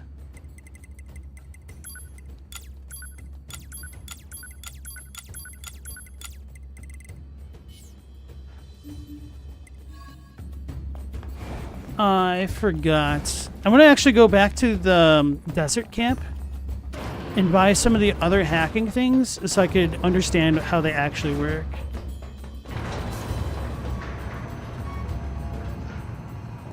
Chadwick said, you know nothing of Scott Pilgrim, but you figured Scott was 18 and Knives would have been like 16? A 5-year difference in 22... From a 22-year-old is kind of a lot.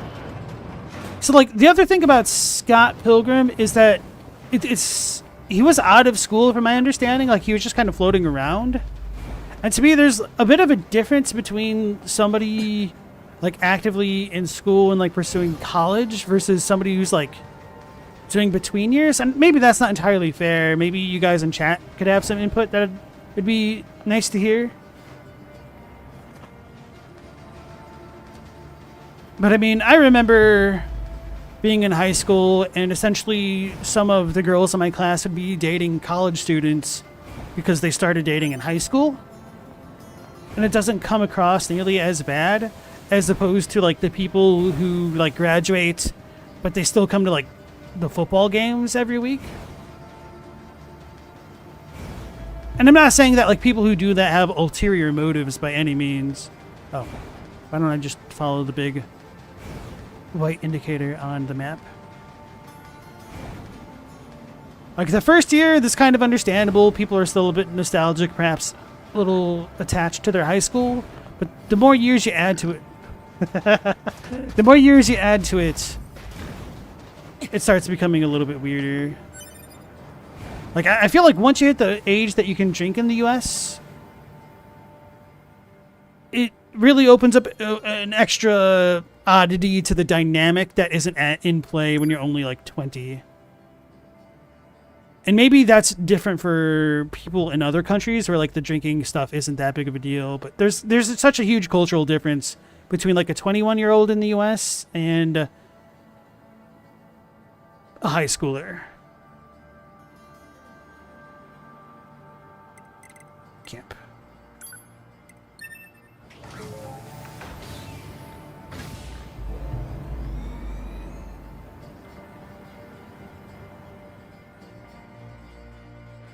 That's why the author treats it like it's weird rather than truly reprehensible.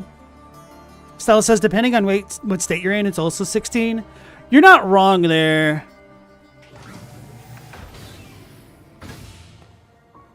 But I think part of the reason why it's 16 in a lot of places is because of like high school and high school sweethearts. And from my understanding, like those laws also aren't super enforced. And it's mostly to just try to protect children from predators as opposed to like young adults trying to understand the dynamics of like having an actual relationship, you know? And of course, like any topic like this really should have a large amount of nuance to go along with it. Which you all know how nuance goes with the internet.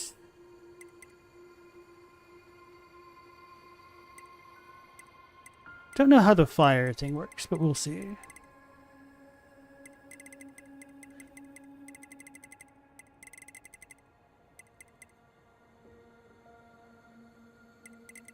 I should just buy these to fill out my program thing.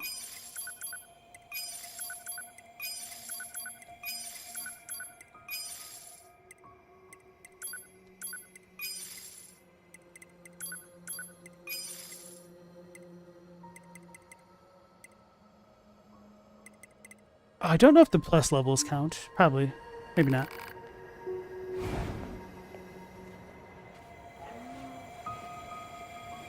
Two, it said, Scott's an aimless loser, and the whole point of the story is him starting to somewhat mature out of that. Yeah.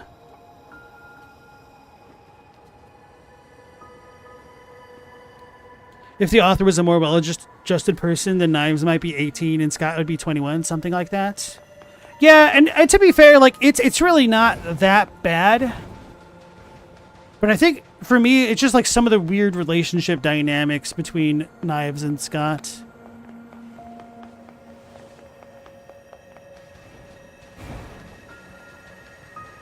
And even though, like, I say all this stuff and it's weird, I guess it's been a long time since I watched Scott Pilgrim, but I kind of vaguely remembered thinking that Knives felt like a better fit for his character.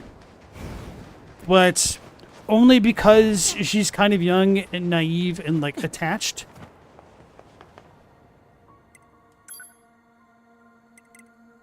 Or maybe I was just more or less rooting for Knives and not so much Scott.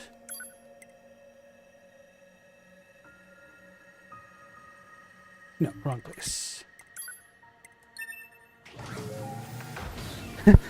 Without horns, you stepped out for banana bread, and this is what happens? You can't leave us alone for a minute? Well, that's what you get for having a banana bread and not sharing with the stream, bro.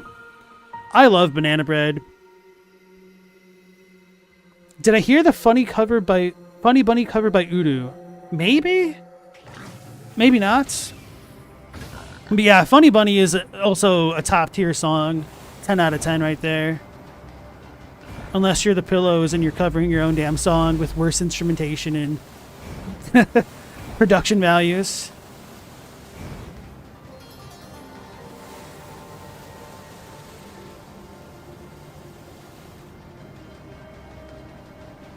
Moth said, you feel like their interactions convey more about the issue than the actual ages of the characters? Because Scott clearly struggles with just rejecting her flat out like all of their interactions. Scott's looking for a way to leave and struggling to come up with something to say.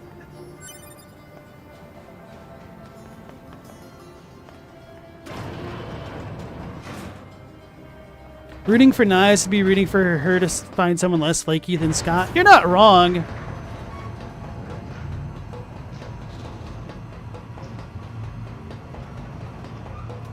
But she seemed like a pure nice girl. I wanted her to be happy, and if her being happy was contingent on her being with Scott, I was rooting for her, but you're definitely not wrong with just saying she probably could have found someone better than Scott. But I mean, like, really in the grandest scheme of things, like, Scott Pilgrim isn't like the worst dude. He's just kind of going through life without, you know, an instruction manual for how to do it. And I don't really blame him for that. We kind of probably have all experienced some form of that in our lives.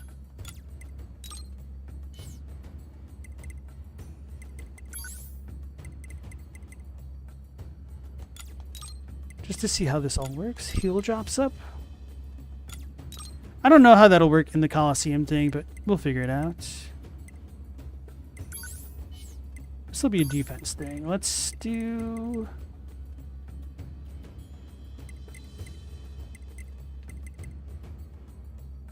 This might work because of the time spent hacking things.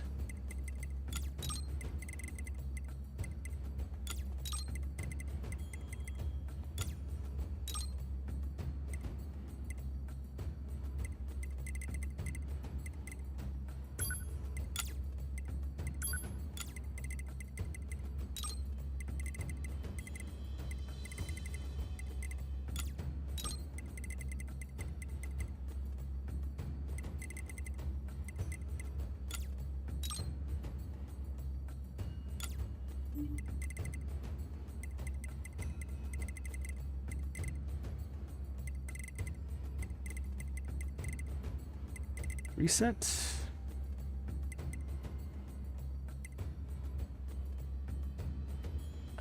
We can't quite make that fully work.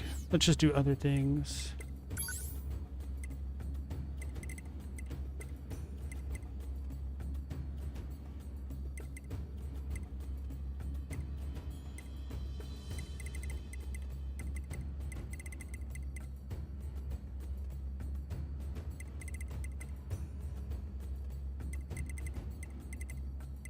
Oh yeah, duh, the EXP things.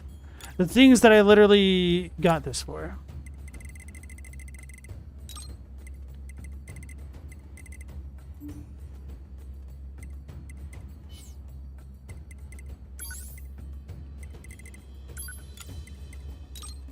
So how much do I have left? 10.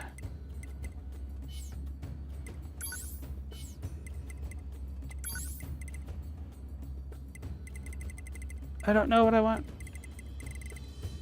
Probably Shockwave's good enough. Alright, Ask Next, you have a good night. You take care.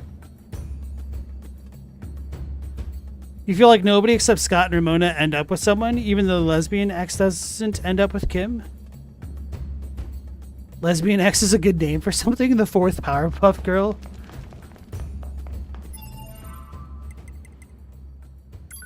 They already have that Powerpuff Girl, though. That's definitely Buttercup.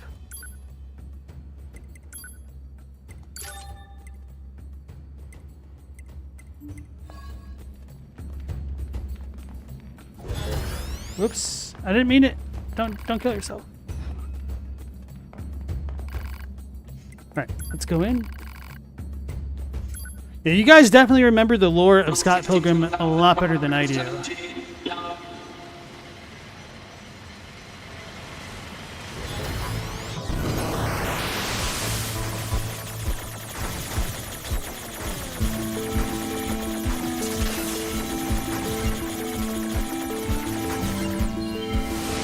Is Buttercup the tomboy or the leader? The green tomboy.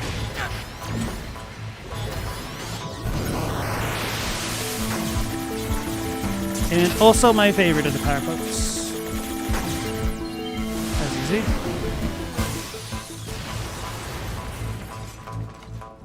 Yep, we're regaining HPE like I thought was possible. Bro, hacking is cheap.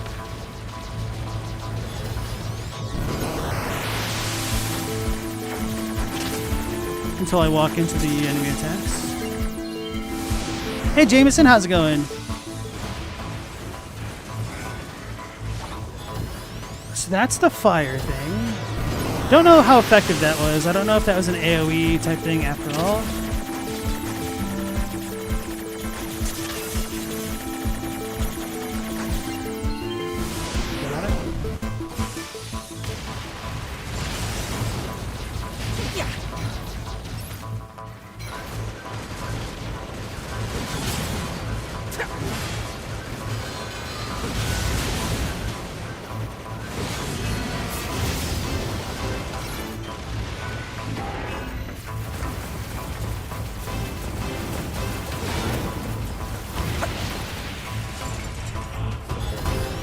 I don't know what these things do. Oh, they're weak. Okay.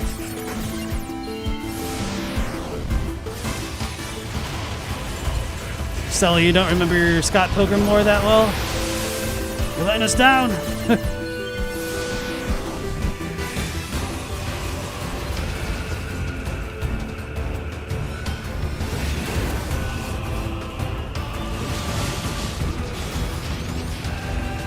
Wait, how much have you had to drink, Percy?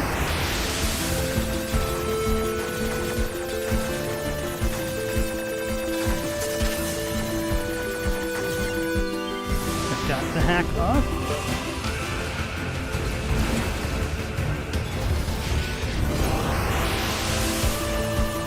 Wait, do I regain HP in the midst of hacking? That's the real question.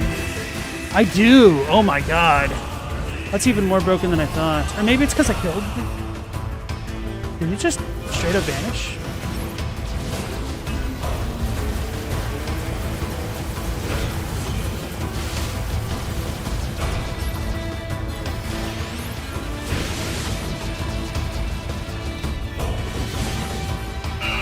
Oh yeah, there's time. In accordance with Rule 61,512. I hereby declare you victorious over the third trial.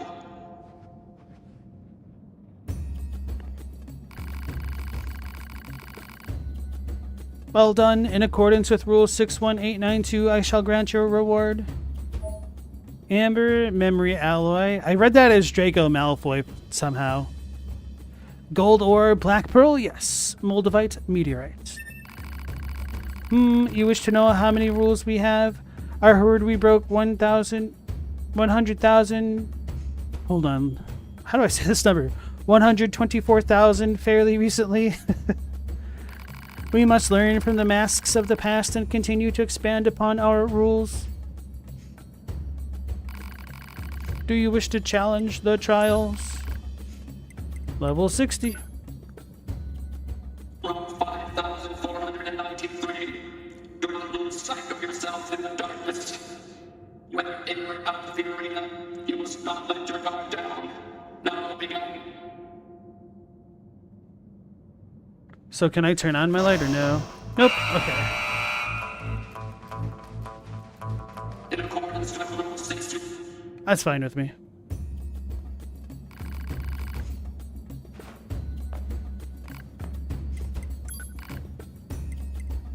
So 2 hit, you remember a lot of the lore, but not as many names.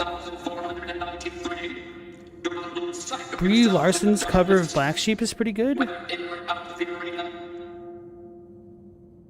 Wait, Brie Larson sings or something?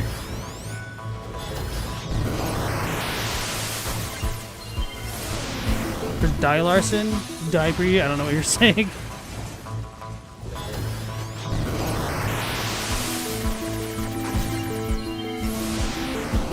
Yeah, Michelle Trachtenberg was announced to have died today, which is not news I was expecting to see at the very least.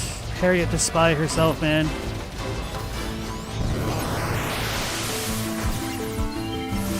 Nona from The Adventures of Pete and Pete. She was also in Buffy the Vampire Slayer.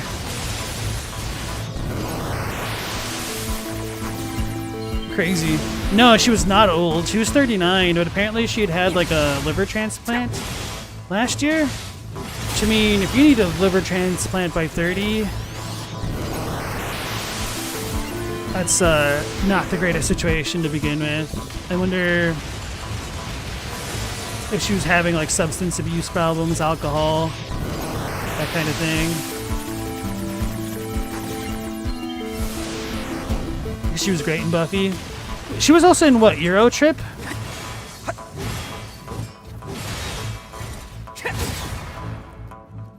She had a pretty good like young career going on, but after hearing what I've heard about what happened to other young rising stars in like the Nickelodeon satellite corporations and whatnot, that may have only been like a good career on their surface.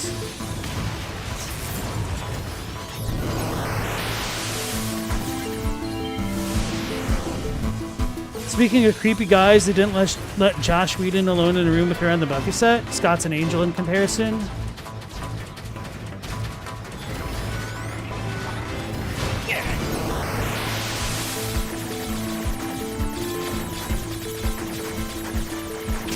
I walked into it. It sucks.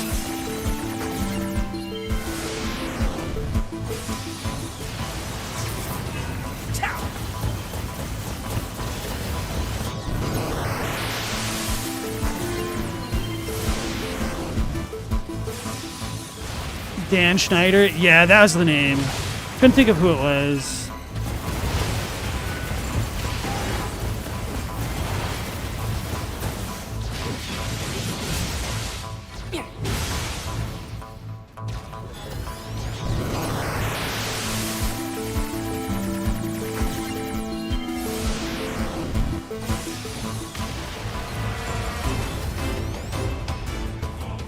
So I must be getting my HP back. Oh, it landed on me. Must be getting my HP back from killing these things, the hacks, surprisingly. Didn't think that actually worked.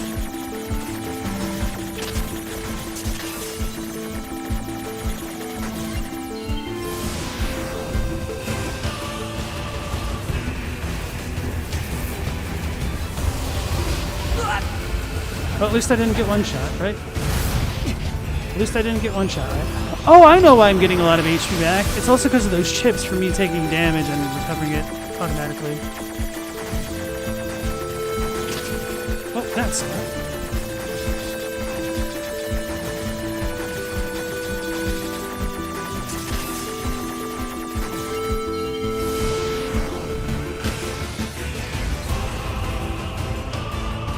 One of them is down. Oh, did I like jump into him? That's nice. Oh, he stepped on me! Don't choke. Do not choke. Damn it. I don't know this one. I'm gonna choke. I walked into the wall. I'm choking. I might die from this. Okay, I lived. I lived! I should have died right then. Oh no, because of the anti-chain damage. I chose my perks well.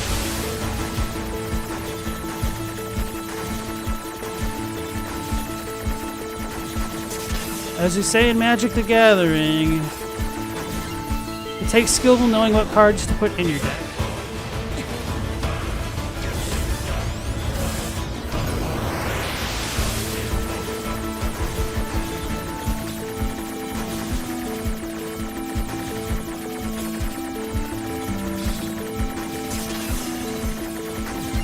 Got him, I think. Do I even get experience for these dudes? Maybe not. As per Rule 61,993, I declare the fourth trial to be complete.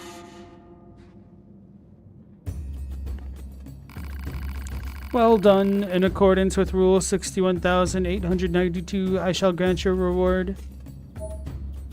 Experience gain up +6. Nice. Reset. Drop rate. A bit of history for you. Those who used to live in this land once had to do battle with a great scourge of wolves. The alpha wolf was an old and clever soul, and under his guidance did the pack take many of their lives. No matter what era one lives in, life is an eternal struggle. Got the level 70 trial.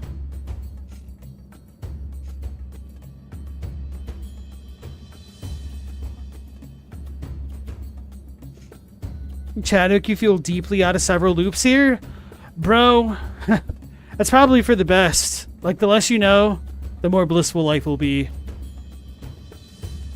Stella, you always found it funny that there were never creeper allegations from the Avengers sets, but absolutely none of them defended him either. You couldn't get away with it there or something?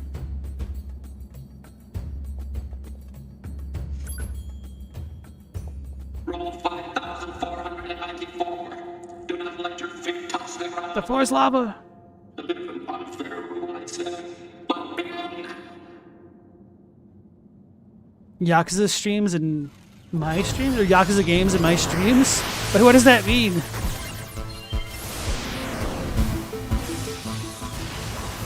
They're trying to shoot me!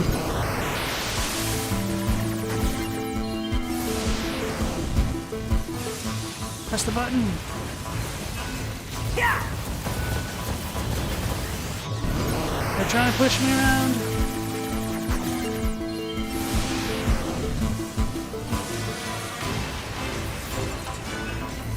Oh yeah, I did think of a strat offline that I forgot to implement.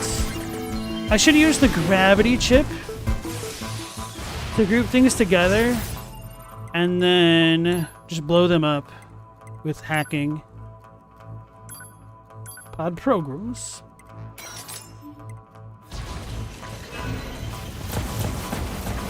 Oh, that's the wrong one. Don't push me off. Yeah. I'm on cooldown. They're cheating me. Who cares if they're 20 levels higher than me? Apparently they care. I'm a cure for depression? Oh wow, at least for you. Oh damn it, I didn't switch them out. That's why that didn't work. Did I just hit the ground? No.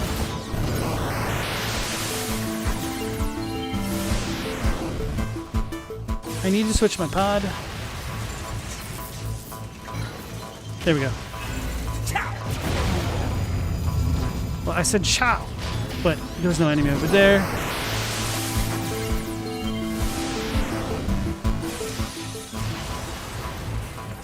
I've not played any of the Yakuza games. Oh! He cheated!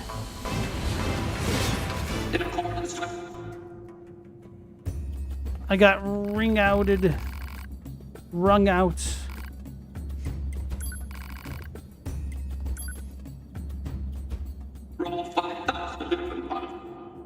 Oh, Mercy, I'm glad I could help improve the mood.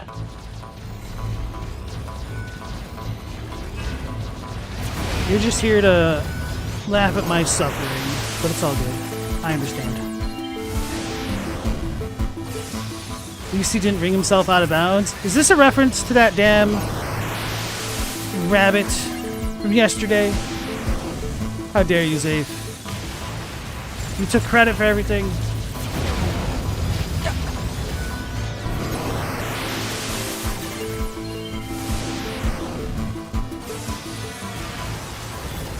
I need to deal more damage.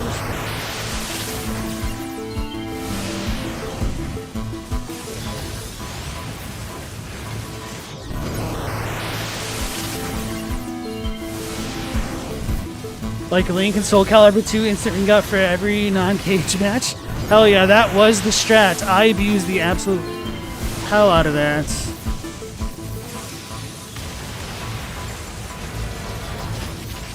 Especially fun to do against friends who have no idea how to play against Link. Hey Paisan, how's it going? It's been a minute. I've been pretty well. How about yourself?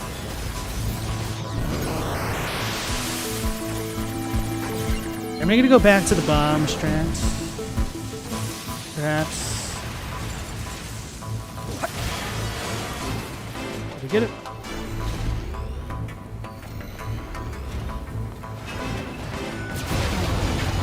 I'm scared. You cheated. You should have been in the gravity range.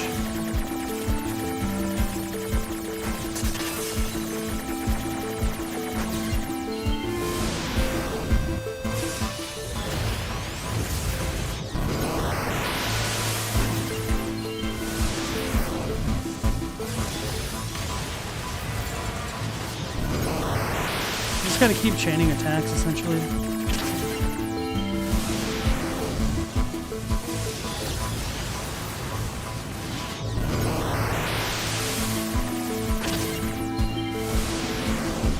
It's a good thing getting damaged in the hacking zone doesn't hurt me out of it as well.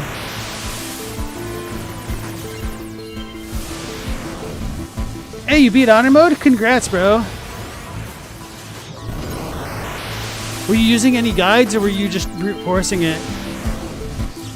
It's an achievement right there, my friend. Bro! What the hell? It didn't jump at all. Oh, it's probably because I dashed. Oh, that's so damn annoying.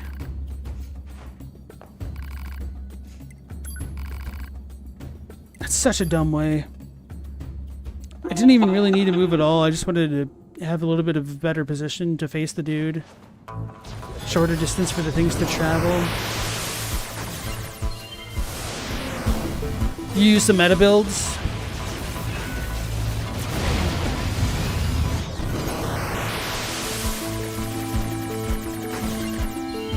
No progression guides. Even got to roleplay a bit instead of min-maxing.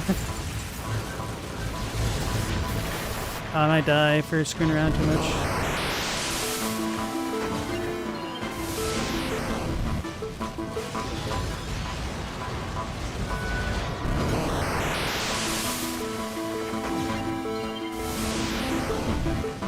They're gonna get me. Okay, we got our HP regenerating for now. I should take longer in the hacking zones. That'd be smart. Never mind, we're fine.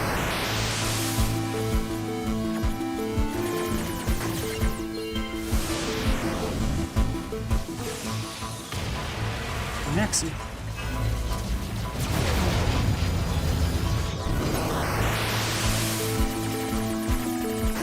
So I've noticed that getting damaged outside keeps the iframes for the inside, which is kind of funny. I wonder if the opposite is true as well.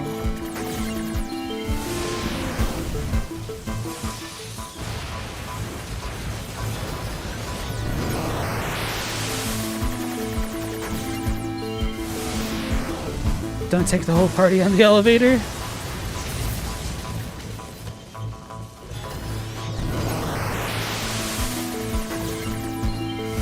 Am I liking Nier? I like Nier quite a bit, to be honest. It reminds me of a bunch of like games from different shoot 'em up genres, like all combined together. It's like the combat is pretty fun. I'm annoyed at the narrative sometimes, for like overlooking basic facts about the game itself that they presented to us.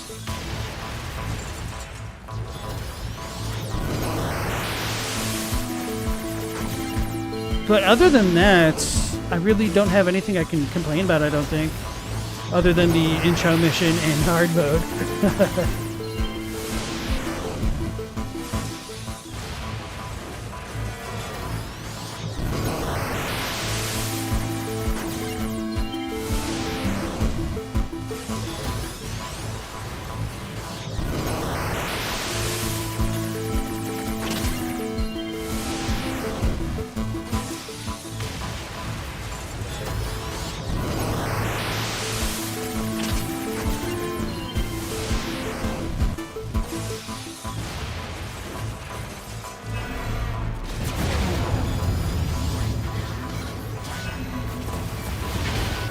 It hit me! Oh, that's not good. Actually, that might be good. Which might not seem like it, but the reason why it might be good is because if I have iframes, I'll be able to withstand the laser. It keeps spamming the hack stuff.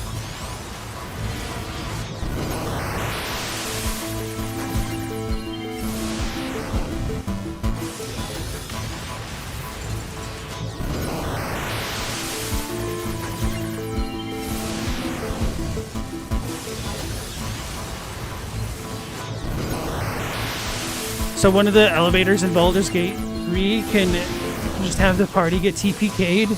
Bro, that would suck so bad, especially in honor mode.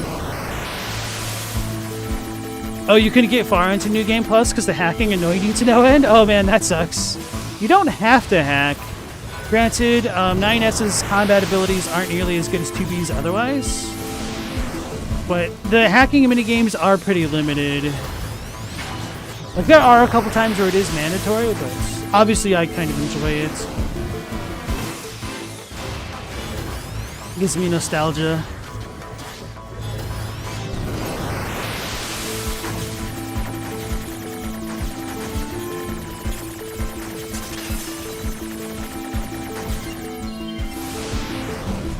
Took away your cool combo and multiple weapons and then just gave you the constant hacking game.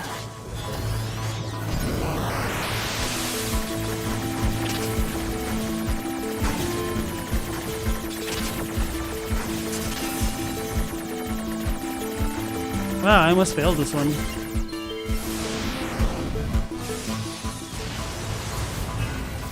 Bro, why are you facing that way, though?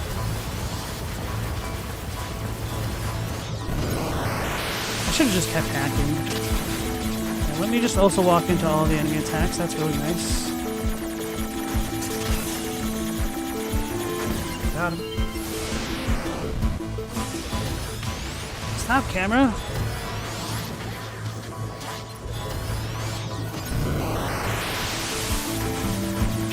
Oh, keep hitting the walls. That bodes well.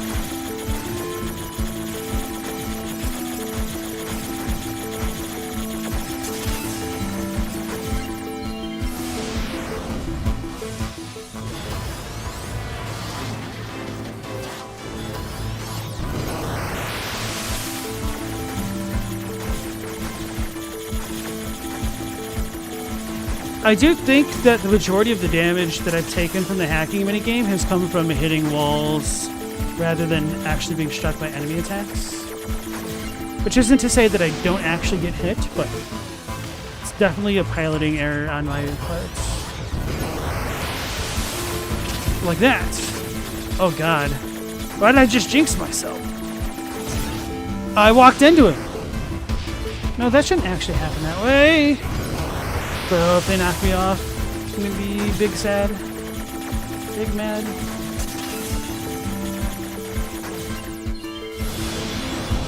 Move forward, baby. Move forward.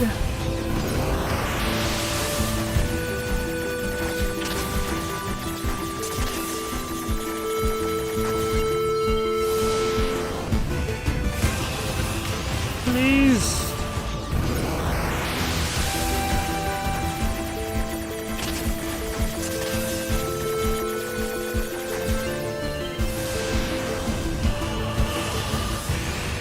Don't knock me down, Bruce.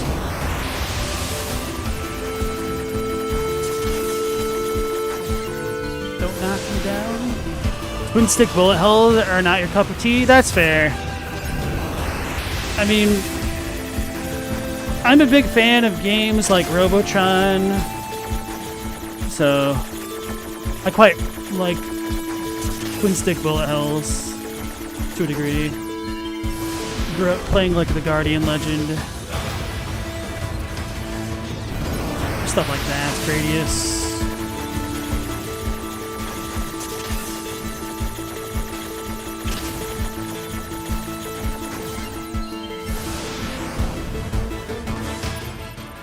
Chadwick said, am I a Geometry Wars fan, or were you talking to 2-Hit? Because I have not played that. 2-Hit hasn't played Geometry Wars in forever, but you did like it. You also liked I made a game with zombies in it?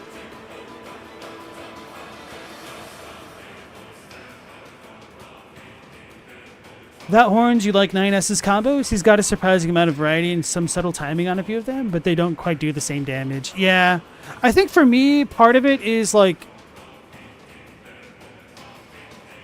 they do feel more limited in their coverage, and that makes it a bit less enjoyable for me.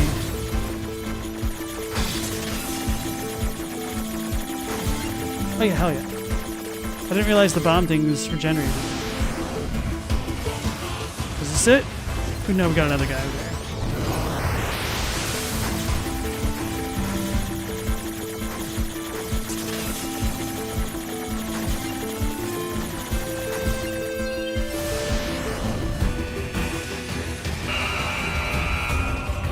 I thought I failed.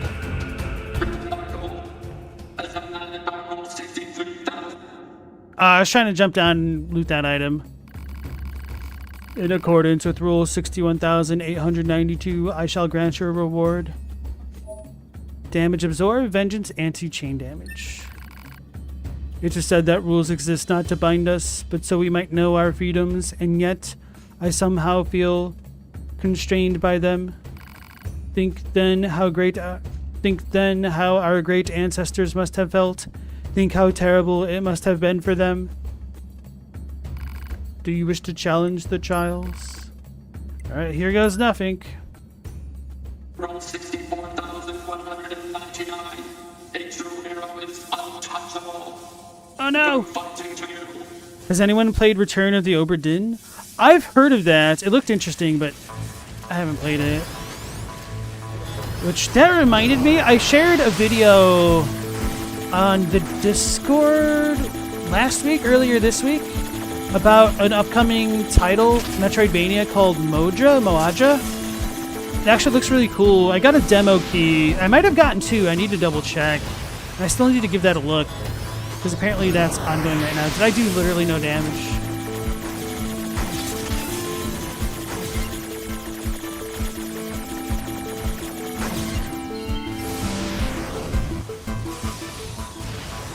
Virtually no damage.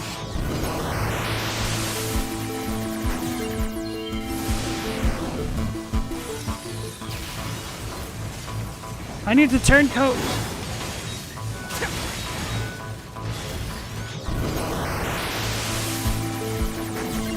Otherwise, I'm never gonna get this done. So that must be the stun effect. Got one.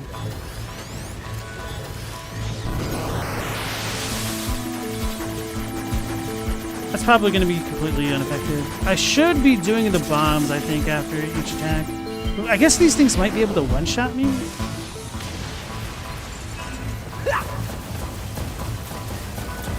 I think I'm doing more damage like this, and then I can just wait and then hack and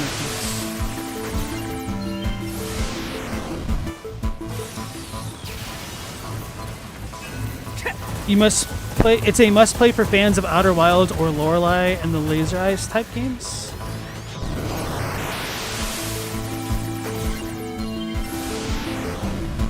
Oh, is Oberdin the one? I can't remember. Where it's like you're on a boat and you're trying to figure out like who did a bunch of murders and stuff. Or is that a different game?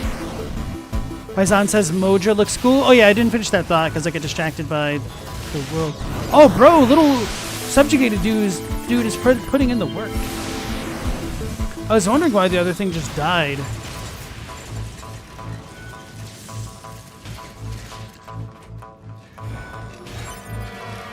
Oh yeah, that's the recovery item. The thing that I totally told it to do.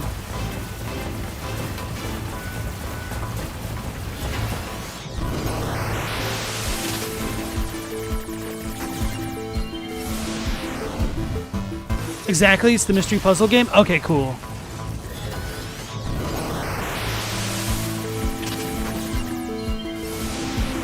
Yeah, so actually to finish my thought about Moja, it looks like a Metroidvania that's actually really taking after the original Metroid games, which is very exciting.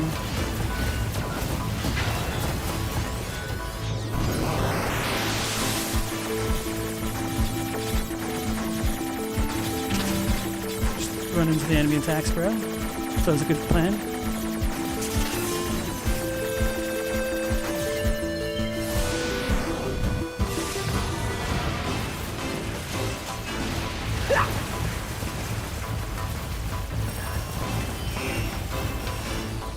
Oh! I could have used him!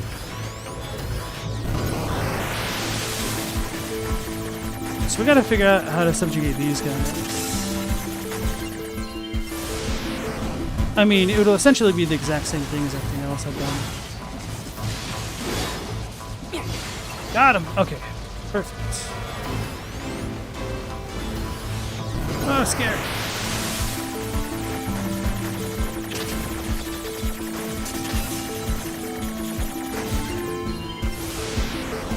About this long? How's it going? Nice. The OP spear? Yeah.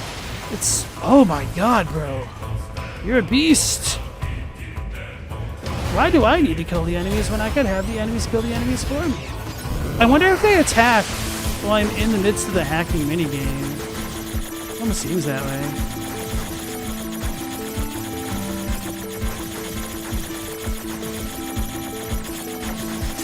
It's angry. Makes this part much easier. Apparently, I might be able to even do the other thing now.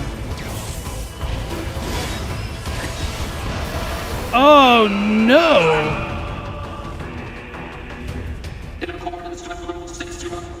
It stepped on me?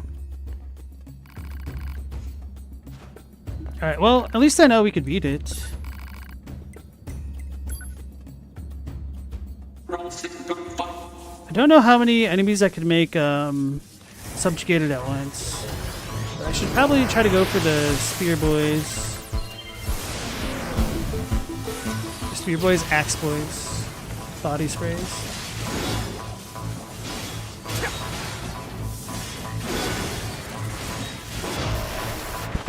I just got touched, moidalized. You spoke too soon.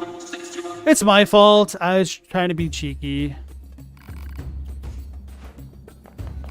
But you weren't wrong that it does make it easier. Just have to get good, as they say.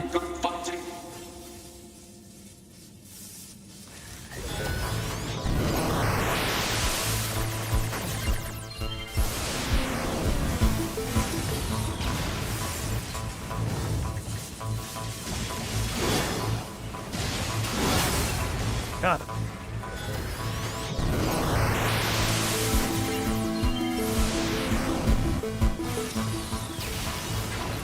Oh, he's almost dead. He is dead.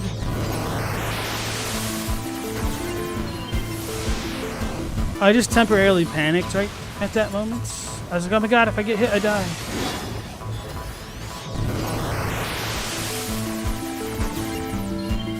So I don't need to worry about that so much in the hacking realm.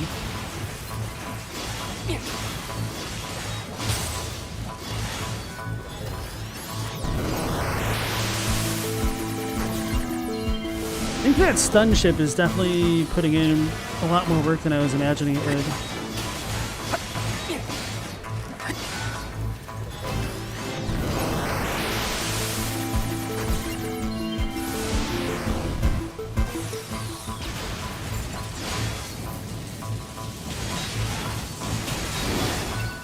Got him. Wrong button, wrong button, wrong button. Okay.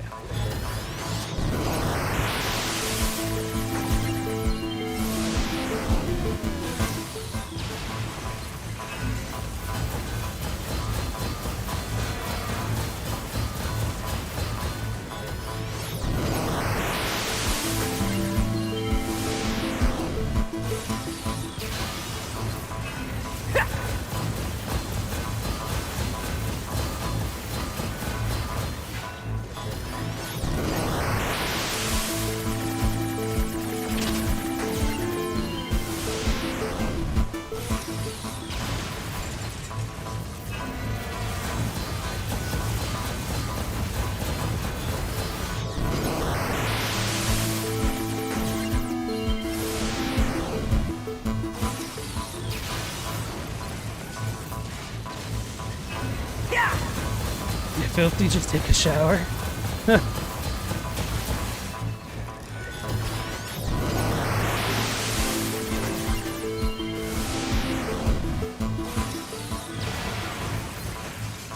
Get him, little dude.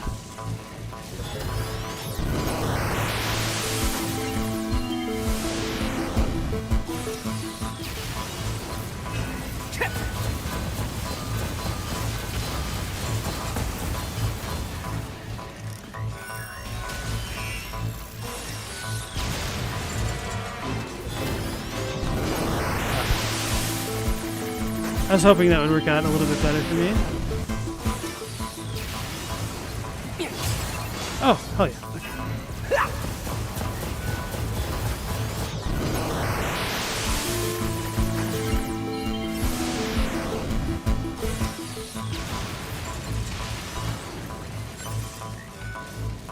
Wait, how did he regain so much HP?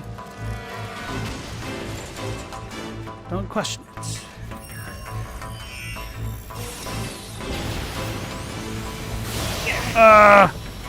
I shouldn't have. Oh, I lived. Oh, so it's if I get hit once I die. I was wondering if that was the case.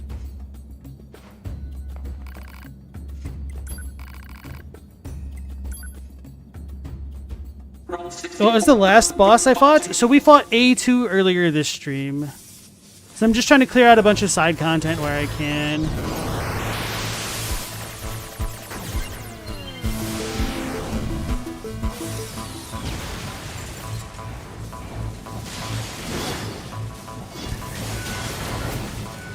Wrong button! Wrong button! Don't press that button.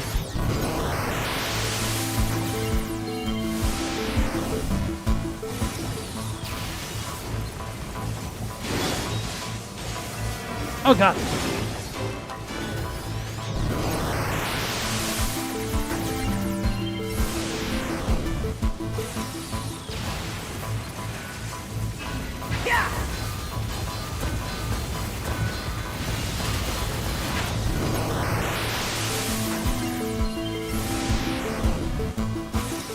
Thoughts on the Bleach series so far?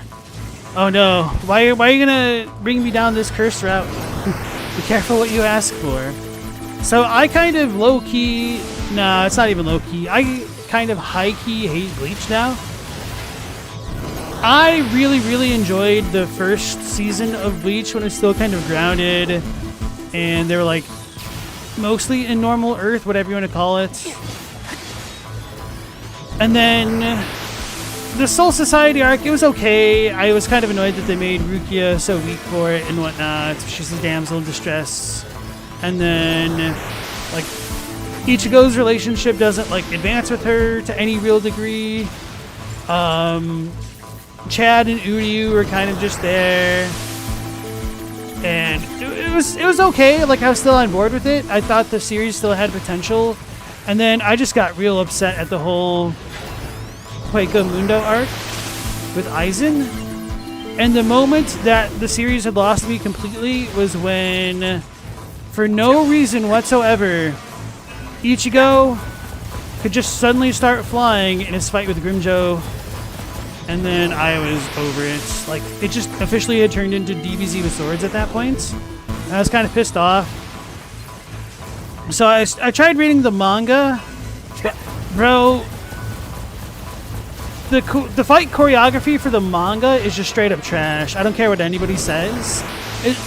There were like literally panels where I felt like the artist had just accidentally spilled ink on the page and was like, F it, we ball, and just went with it. So I'm a pretty big hater of Bleach now because it's just DBZ with swords, and it was so much better earlier on. Which, to be fair, that's kind of also what happened to DBZ, and even Yu Yu Hakusho to a degree.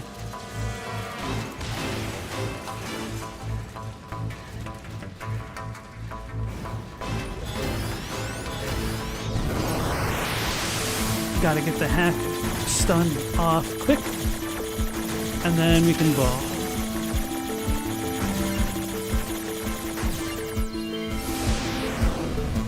Only good thing about Bleach is Kenpachi. That is true. I really like Kenpachi Zaraki.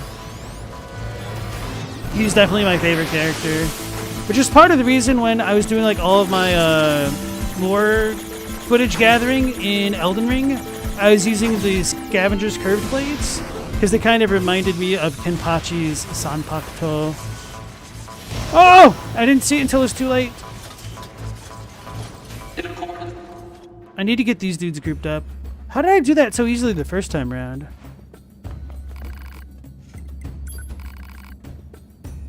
Mercy said that was far more detailed than you were ready for. You were hoping you'd say yeah to Unohana versus Kenpachi.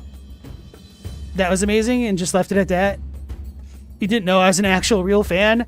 So the thing is, I've transcended from fan to hater. Truly, the realest of all fans is when you just straight up hate.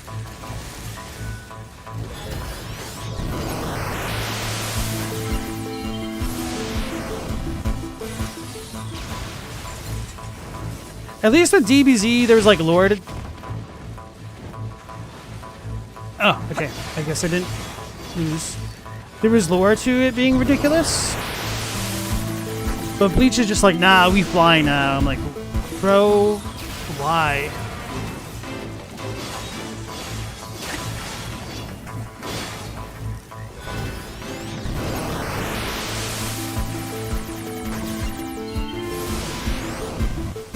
Aizan has not seen Blood War. Does Kenpachi get even cooler? He certainly doesn't get any less cool. Well, actually, he kind of does, but I mean, Kenpachi's always Kenpachi at the heart of it. So when I was first getting into Bleach, it was still in the Hueco Mundo arc. Excuse me. So I don't exactly know where the Thousand-Year Blood War goes at the manga. And I don't want to talk about it with spoiling it. Because somewhat recently I was talking to a friend from high school about Bleach, and he was telling me about it. So I've got a vague idea of where that is in the timeline, but even kind of talking about it in a roundabout way is pretty close to spoiler territories if you aren't caught up. You've only watched up to Aizen? Okay. Yeah, so I can't really talk about anything else without it being kind of really major spoilers.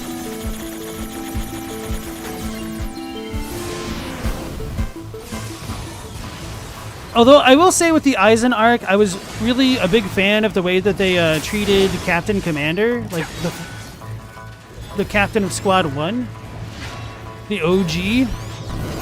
It was like, you young kids, all you care about is your damn swordplay. Let me show you like a real Shinigami, and then he just uses like the actual magic that they have, and he's just so badass. We need more old men in young men's professions. It's a trope that never gets old, because it's already old.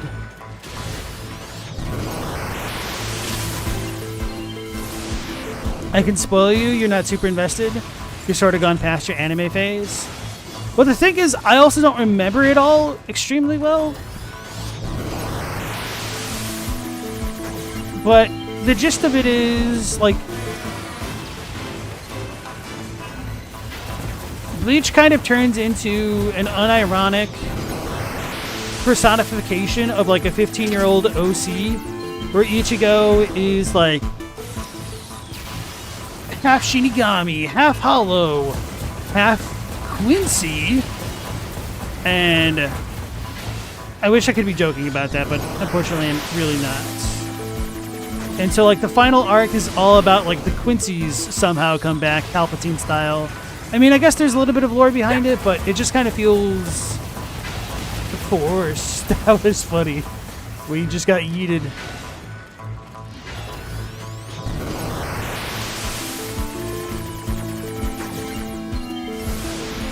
Stella, you don't even know what Bleach is about? So Bleach kind of unironically starts off the same way as Yu Yu Hakusho almost. Oh no. Get the lasers away from me!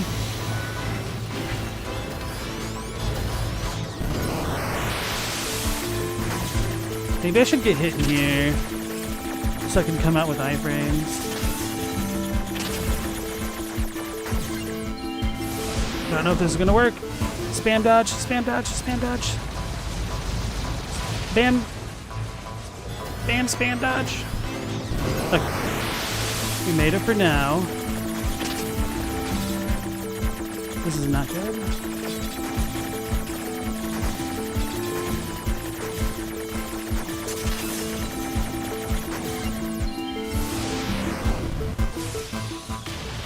Stop camera. Quick camera jacking me. Did my dude die? My dude died. I need to subjugate another one of these jerks. But I also need to not get squished next round, and that's the real complication. Oh, hell yes.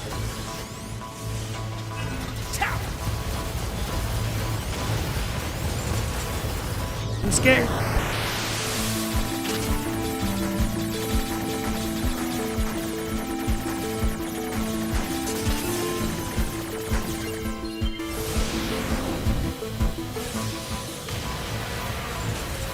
Oh, so that hasn't hit the anime yet, but Kenpachi gets the name of his sword and gains his Bankai? Yes.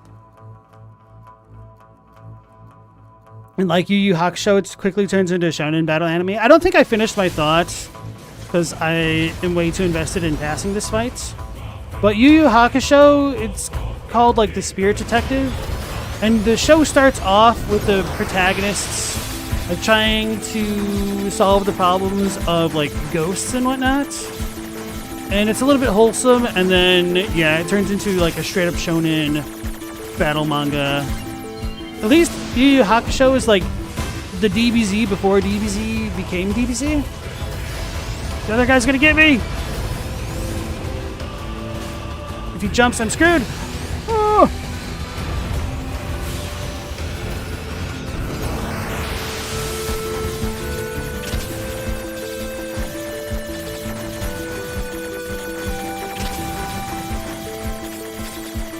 Oh my goodness. Don't choke. Okay.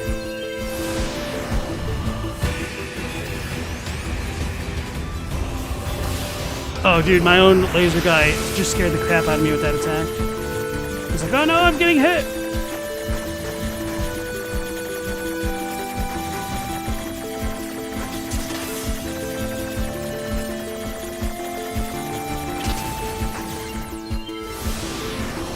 Yeah, the author of Yu Yu Hakusho is married to the author of Sailor Moon. I think that's so funny and so cute.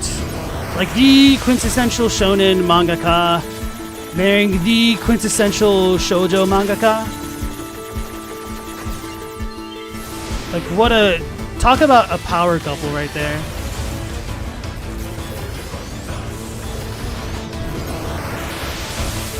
I don't know this one. Ah! They're shooting me!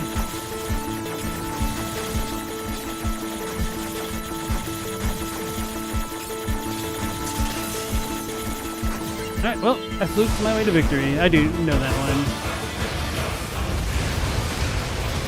Did we get him? We got him!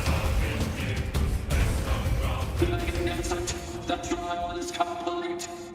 As per the stipulations of Rule 65,123, I declare you victorious over the final trial. Hell yeah, guys, we did it. See, I really enjoy grinding for stuff like this that's a little bit above my level. I just enjoy the difficulty because it doesn't feel so artificial. I'm sure that's a little bit tedious, but they can bleed, they can die. Thanks for the GG. I appreciate that, man. You've heard I don't want to get hit in the gooness. It's the worst when you get hit there, my man.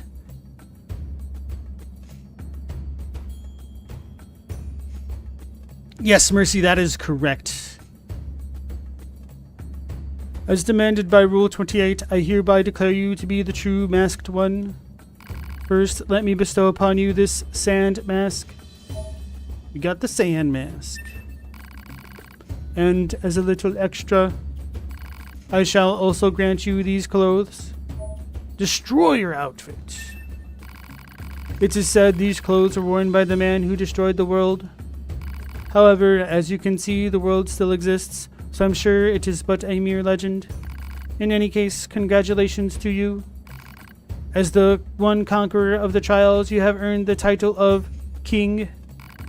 We know not what one is entitled to as king, save that the post carries an exceedingly heavy burden. From this day forth, you shall serve as an example to us all.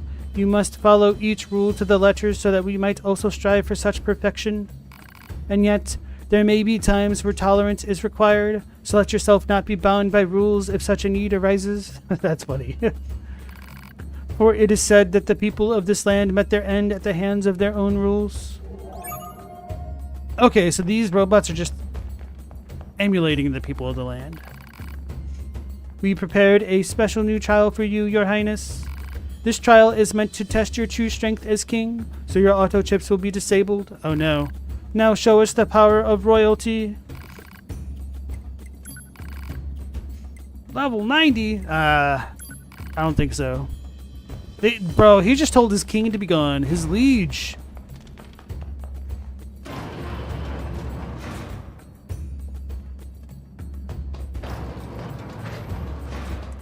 PC said, Magical Girls Hunter x Hunter is going to be wild. Am I out of the loop here? I know Hunter x Hunter like started back up. Oh. In order to advance through the darkness, one requires the guardian lifeline. However, if one lets oneself get too restricted by these chains, one is doomed to lose sight of everything. Message.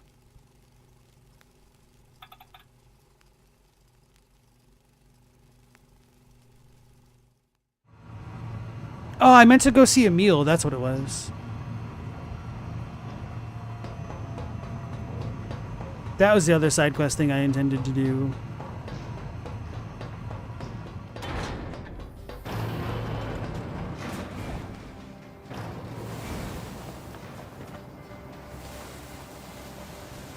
Naoko Takeuchi went, what if I mixed magical girls with Super Sentai and made a whole new strain of magical girls? Wait, what's that have to do with Hunter x Hunter?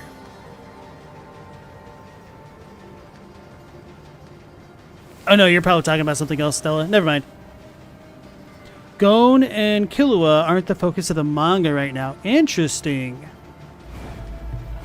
Yeah, I actually watched Hunter x Hunter a couple years ago, and I quite liked it. I mean, at first I was like, okay, this is pretty generic, and then it started going places, and I was like, you know what, I'm kind of on board with this. And then it ended. Felt bad, man. What was I doing? I was gonna go find my guy.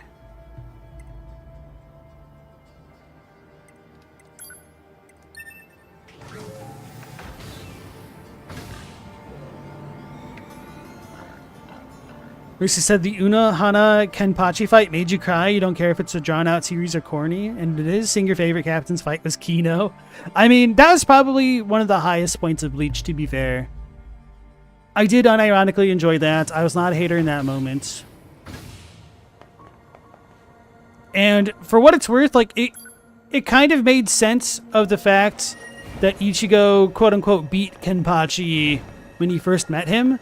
Because that had always bothered me. I'm like, bro, this don't make no damn sense. If frickin' Rukia's older brother, I can't remember his name, Pretty Boy, can just dumpster Ichigo when they meet, but then an alleged captain of the 13 gets got. It's because he was limiting himself.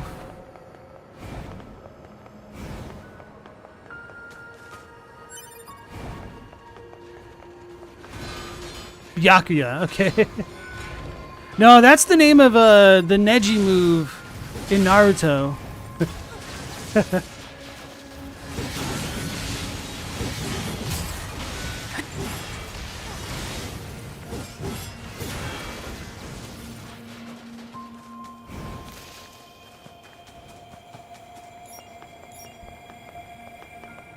Chadwick said Poitrine, I don't know. Who's the original magical girl crime fighter? Proposal. Use pipe fire to force him to stop.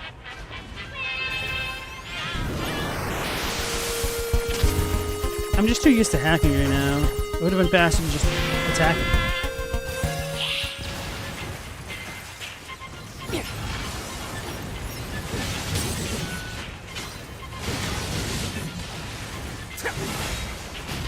How is that too tanky?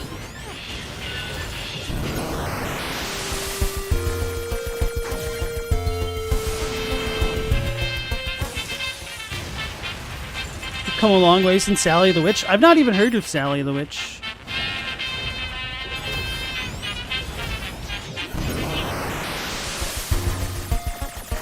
Oh, speaking of like witches and stuff, this is essentially unrelated, but kind of not really.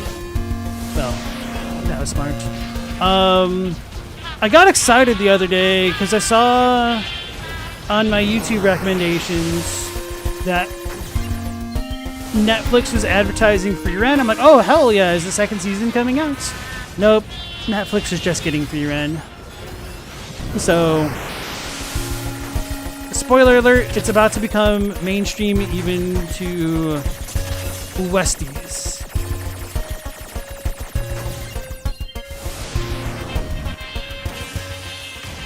It's from the 60s.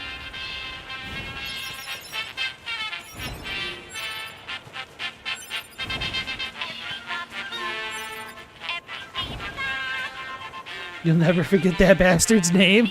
Oh, he's a bastard? Seeing Rukio's Bankai and how it came to be, you cried like an actual jerk.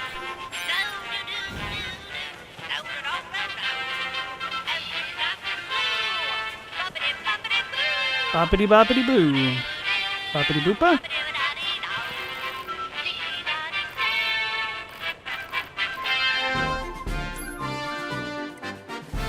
Hey, we get the stun +3, combust +3. A cost 21 though. Do these stack? Maybe I'll buy another one of these. I'm poor. It's because I've actually been buying things and whatnot.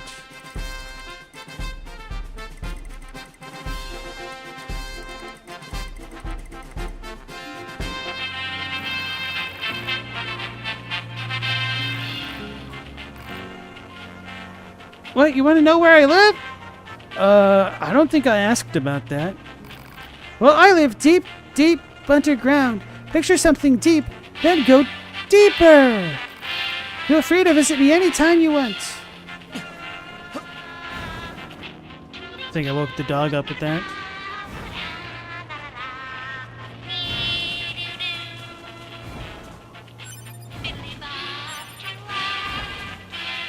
Doo-dop, doo-wop, doo-wop, doo. Speaking of doo-wop, doo-wop, doo, I know the chorus to Hansen's Mbop. I liked the song as a kid, but I remember seeing like their VH1 behind the music video. And then the Hansen brothers were just like pissed off that literally everybody that they talked to said, oh yeah, I forgot to go back to this guy, didn't I? Whoopsies. That whenever they met somebody who tried to like sing them the chorus to Mbop, they all invariably got it wrong. So, not that I ever really had any intention of meeting the Hansen brothers, or even that I would even care to. It's just like, oh yeah, bet. if for one day it ever happens, I can pull out the chorus, because I was like, alright. So I just looked it up online.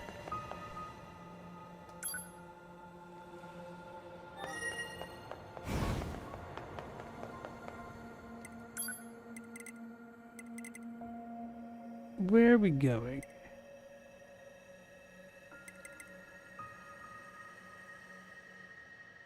This might be the fastest way there, actually.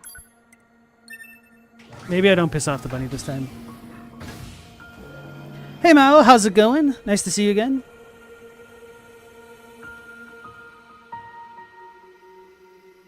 Stella said, has anyone ever watched Magical Girl Ore? The one, or is it Ore? The one where she transforms and she turns into a guy but still in a magical girl outfit? Can't say I have.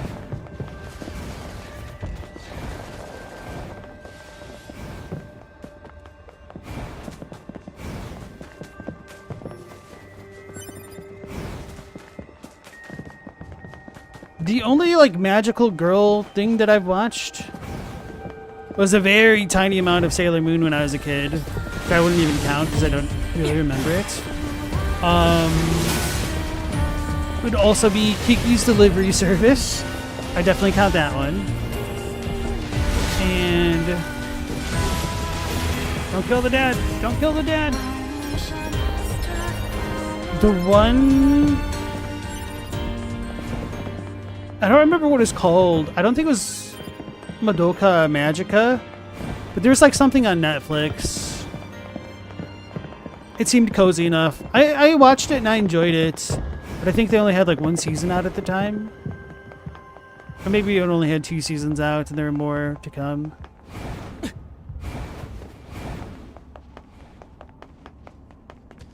Mercy asks, is anyone as nerdy as you and has seen and read Ranma 1/2?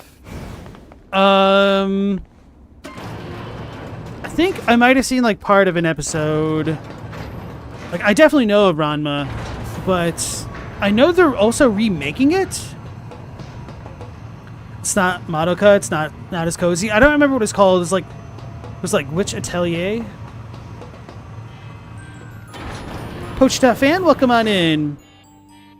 This is one of the best games and stories ever. Shat myself in. Also, the music's 11 out of 10. Is this Zafe on his alternate account? But no, welcome into the stream. Yes, I've been enjoying myself quite a bit. I'm pretty much doing everything I can, so the story's getting a little bit choppy for me because I'm doing so many of the side quests and forgetting what people say, which is a little bit unfortunate, but I am really big on story games.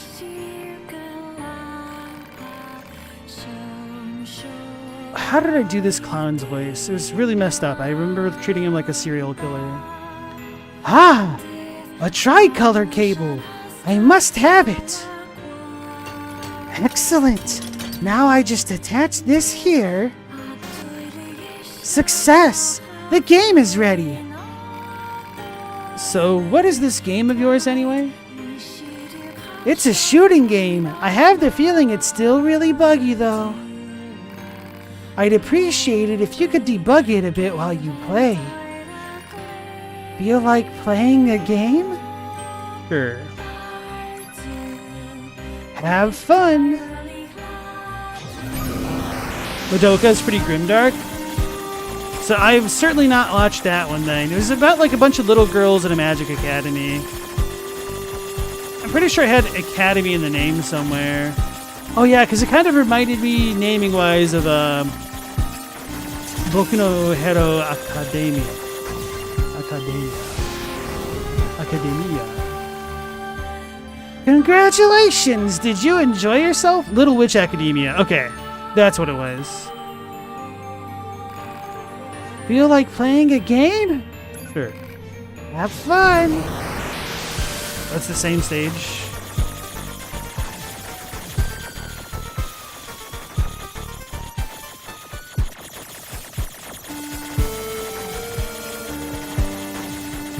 I'm enjoying the chipset song here a little bit.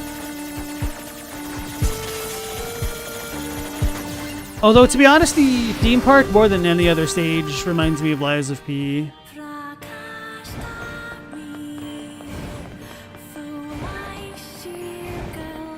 I guess it might help that the song in the background also has a bit of a French vibe as well.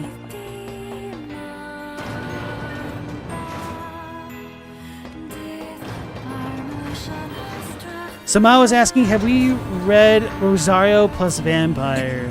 I've definitely heard that. I recognize the name, but I have not.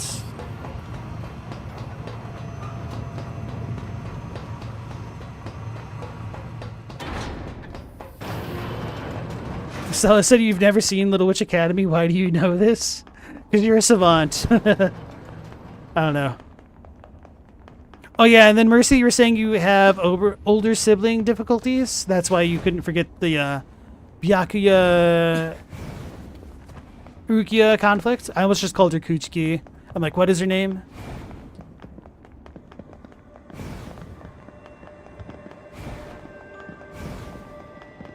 So are you the younger sibling then? Is that what it is? Chip on your shoulder?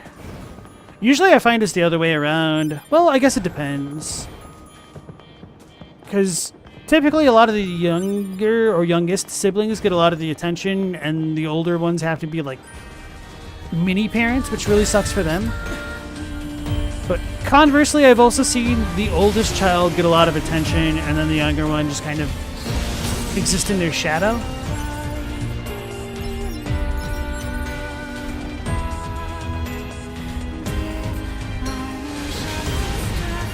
I remember talking to this girl in college about it, like, she was really into sports and was like very outgoing and stuff, and because of that, her parents like focused on her a lot, and they didn't really pay attention to her little sister. So when she moved out to go to school and whatnot, her parents like turned their attention to the youngest child, and discovered, oh no, I will have to redamage it this entire time. We're not going to do that now. They discovered that the youngest daughter was just kind of quiet and reserved because all the limelight was only ever like on the oldest sister. And I kind of felt bad for the younger one.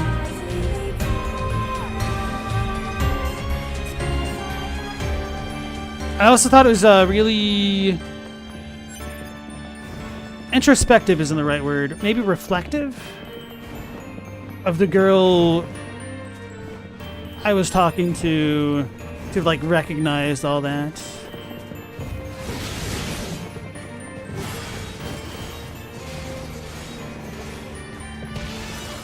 Oh, seeing how Byakuya wanted to get Rukia killed at the start to being there for her Bankai made you cry. It was amazing. Did a little bit of healing there. You're the little sibling. Paisan, you were the oldest in both of the households you grew up in. You don't think being a kid is easy for most, though? Yeah. I don't know. I had it fairly easy because I was the youngest, and I was also a bit of a bastard child. And was kind of like determined to break my family apart in a way. So that way I could focus on doing the things that I wanted to do. And so by not conforming to my family's expectations, I could just kind of coast by and do whatever. So it kind of worked out for me, but my sister definitely resented a lot of that because she was the older child and would have to kind of like pseudo-parent me a lot. So, like, I think I said yesterday on early on one of the streams that like she was a hell of a lot more mature than I was. But that's because she also had like me to look after.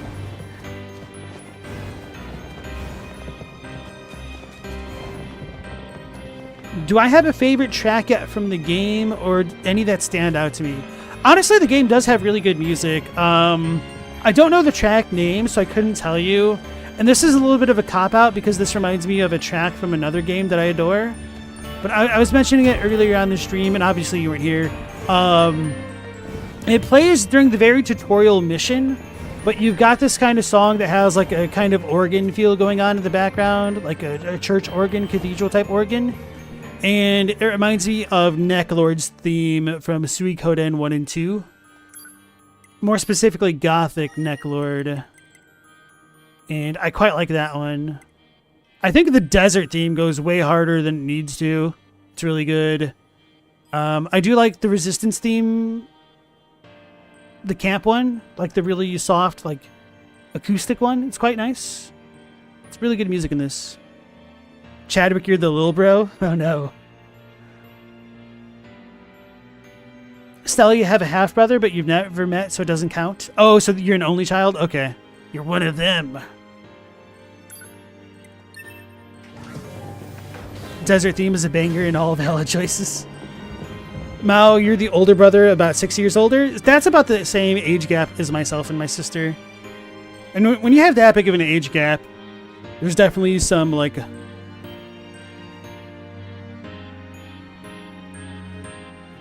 I don't know how to describe it. Like, a lot more responsibility is placed on the older child as a result than I think should be, depending on the family unit. Of course, like, not every family's the same. So I don't want to go here. I wanted to check my mini-map to see if the stupid desert or lunar tier thing is on my map again. So this is the mall. Okay, so the lunar tier thing is not here yet. So maybe if I go here, we'll... Wait, why does it still show up?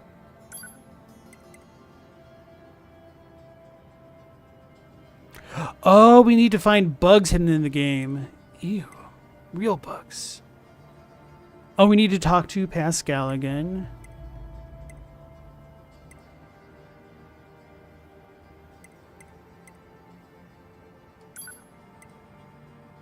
So I need to find where those two went.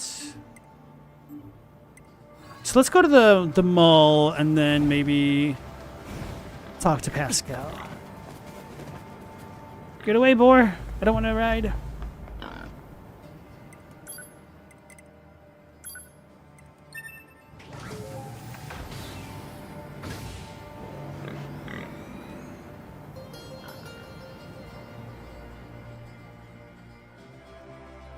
Mao, you basically raised your sister.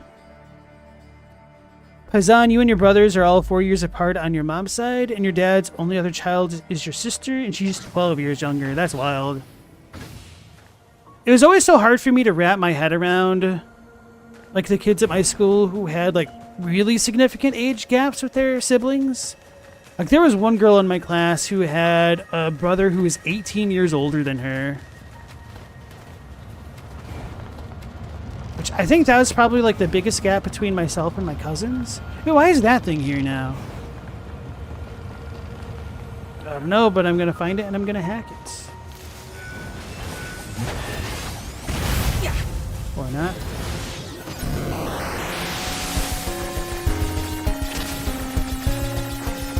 And because like my oldest cousin is so much older than me, it just feels like I don't even really know him.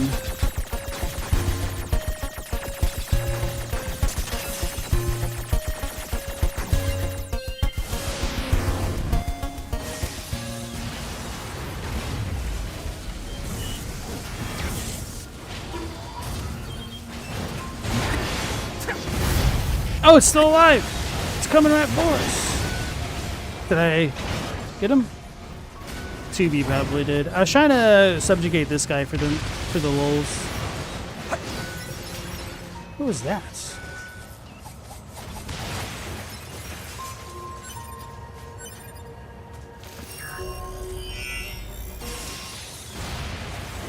I'm a little bit surprised that those detonations don't hurt us. Mao said, you know someone with a 30-year age gap between siblings? That's wild. Their niece is older than them? Yeah. Oh yeah, thanks for reminding me without horns. I totally meant to check out those spoils of victory from the Sand Trials. So we got the Sand Mask, a mask from a long-fallen kingdom. Its wearer will be hailed as the king. King of the castle. Why does he wear it like that over the side of his head? It reminds me of the Hoobadaga. I can't believe the size of the commercial facility. The people of the old world must have led pretty good lives. I bet it was fun to shop back when you had so many choices. We don't need such things. Don't be so sure about that. Once we eradicate the machine life forms, us soldiers won't have anything left to do. We'll enter a new age of peace. And when that happens, we should go shopping together. I could buy you, I don't know, a t-shirt maybe? Something that looks good on you. A t-shirt? What, not interested? When that day comes, I'm all for it. That's a promise, right? Yep. I was going to say, this mask reminds me of the Hoobadaga from Crash Bandicoot. Which, you know, big surprise, the Tiki mask looks like another Tiki mask. So we also got the Destroyer outfit. An outfit for A2 that may or may not have belonged to the man who destroyed the world. So hey guys, some more indications that the third playthrough may or may not include 9S and 2B, I don't know. How else would I wear a mask? Good question, huh? Chadwick says, you think age gap has a lot to do with sibling dynamics? Too close to each other and you end up with a weird rivalry? But you also have massively different personalities, so you don't know. I mean, it's just all so individually based. But there are certainly some like more stereotypical rivalry type relationships as well.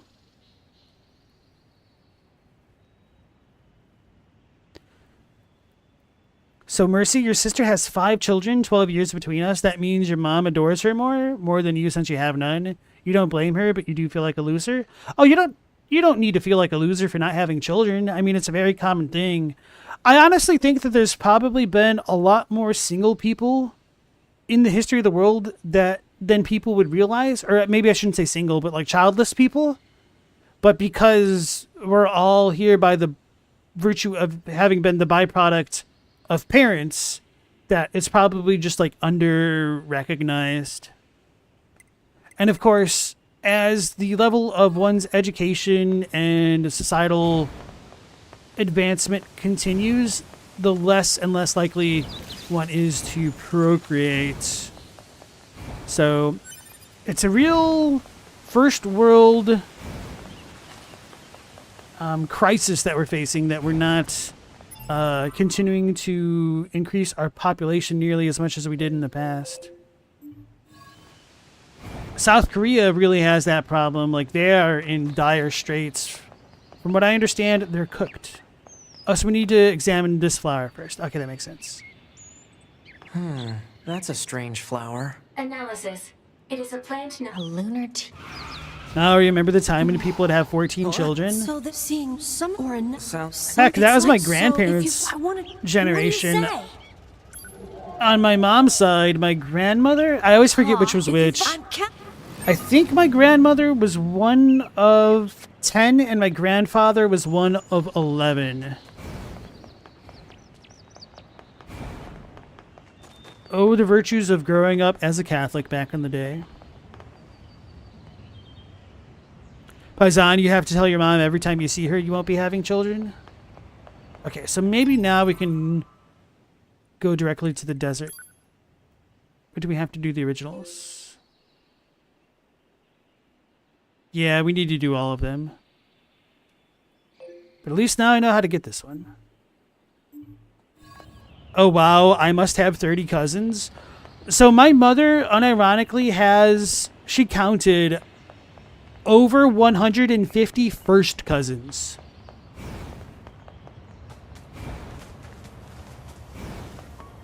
As for myself, like, my mom was, well, it's a little bit complicated, but I don't actually have a ton of cousins, like a handful, like 5 or 6.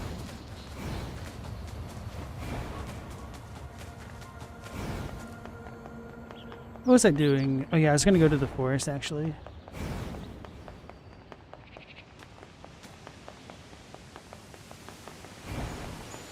So yeah, if we ever have, like, an extended family reunion, there's just people, like, I have too many damn family members. I only recognize them by faces. I don't actually remember the vast majority of their names. Which I'm sure that comes as a surprise, because I only talk about how bad I am with names in every damn stream. But it's pretty bad when it's your family. The enemy is among us. Don't let any intruders detect it. Loyal knights. Come on, Keep your lives for the king of our Come on. forest.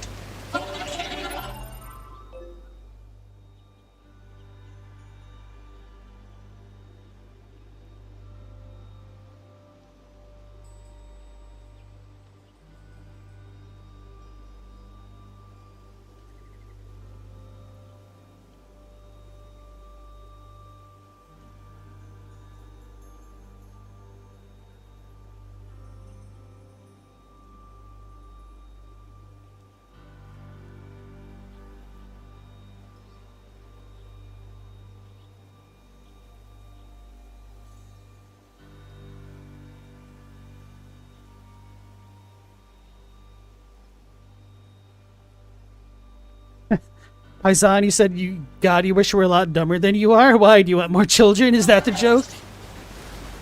And Mao, you want 4 kids at the least? That's wild. Maybe it's more tenable to have children in Brazil? I don't know.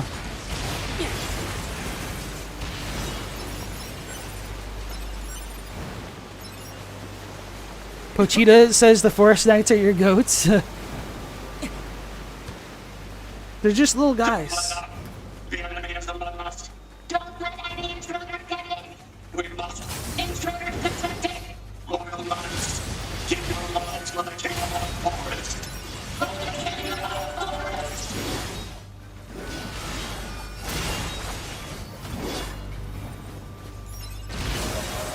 Hey, we leveled up. Hey, we got a leg. Hey, we got a core. And a deadly yoke.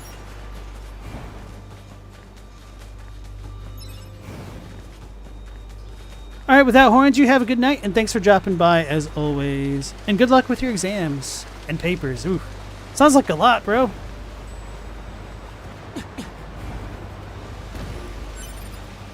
You're referring to the correlation between being smart and being depressed? Oh. Hey, when did that get brought up? I almost said bring up. Apparently I don't need to worry about depression, huh? This is a lunar tier, right? We'd better let Emil know. Hey there, guys. What's up? We found a lunar tier. It's located at... Stay right there. I'm coming. Sir! Oh, are you... It's but this... No... You mean... Thanks... Oh, I'm gonna... Okay, so yeah, so Emil's quest is definitely hinting that they could have potentially been humans back in the day. So I'll probably want to pay attention for the other ones. So let's go to the amusement park next, and I'll pay attention to what he says there. And then I'll finally go to the desert one.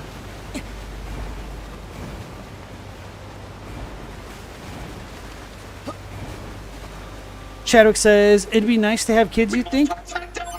But it needs to be the right environment and the right place for it. You're quite good with children, and you like taking care of people and animals, but it's a heck of a job. Yeah, I can relate to that.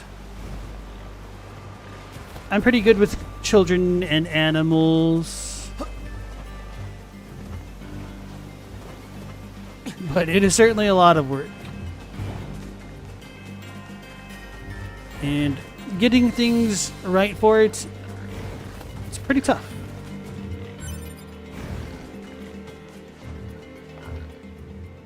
What am I doing? We're going to the amusement park. Jason Saltry, welcome into the stream. How do I rate Nier now that I'm in deep?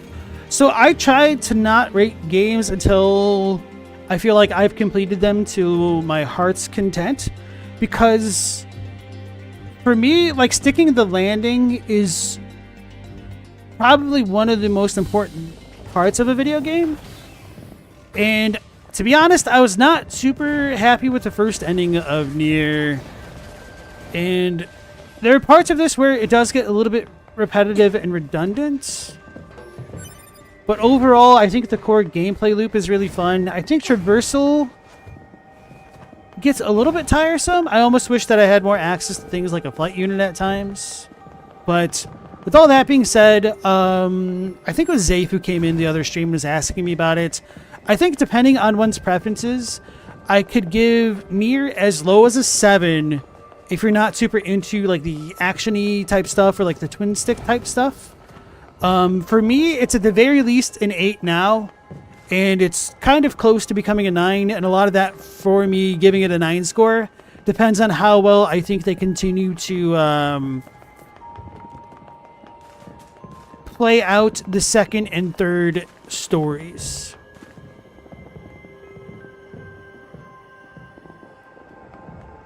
It's a lunar tier. I'd better tell Emil. And if you guys are new to my stream, I'm extremely harsh with my scores. I found one of those flowers you were looking for. It's over at... So I'll explain that rating scale in a minute. Move. I'm actually kind of busy. Sorry to keep you. Damn, you're fast. That's it. I remember now. Back when the aliens first invaded, I fought as hard as I could to save Earth. You did? I think I had something I wanted to protect. Something really precious to me. But I don't know what it was. Thank you for finding this. You'll let me know if you find any more, right? I'm gonna stay here for a bit.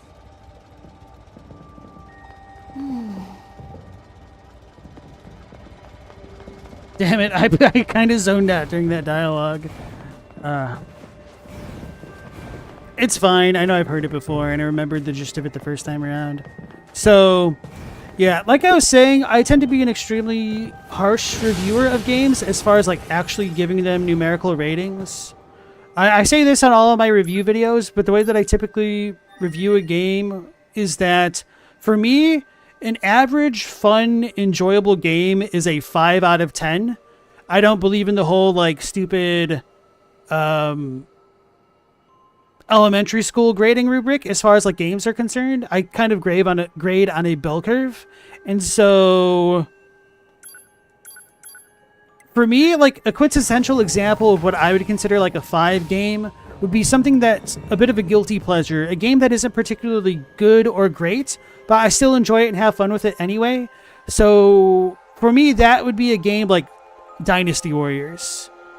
I haven't really played a lot of the newer Dynasty Warriors because they became a little bit too generic and formulaic for my tastes. But like Dynasty Warriors 3, Dynasty Warriors 2, 3, and 4, I really enjoyed for what they were back in the day. I really liked Warriors Orochi, and it's a bit of a guilty pleasure because, I mean, it's so damn repetitive, but it's really good for what it is. And 6s and aboves are for games that I would consider to be, like, one tier higher than, like, the previous tier, with it becoming harder and harder to advance a tier.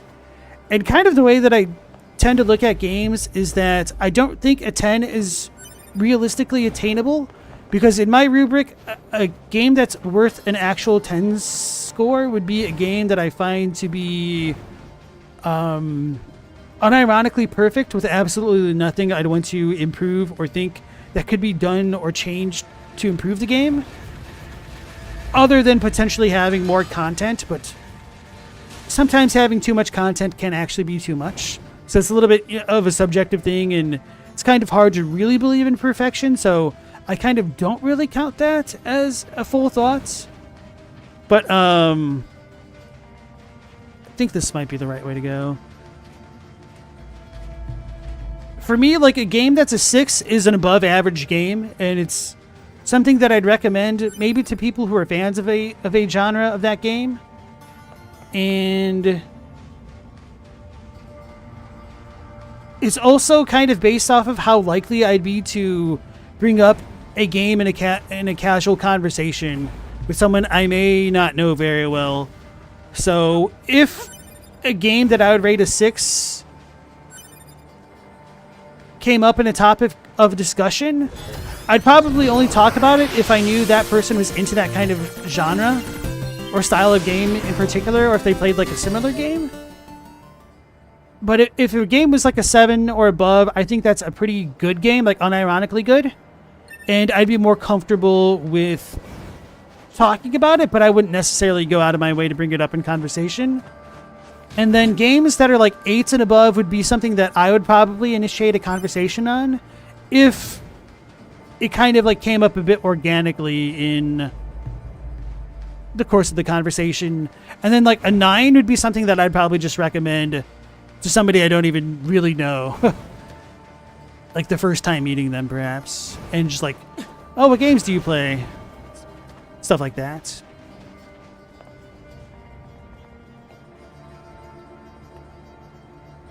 Yeah, Mao says, I'm the guy who will never give anything a 10 because it means perfect, but perfection doesn't exist.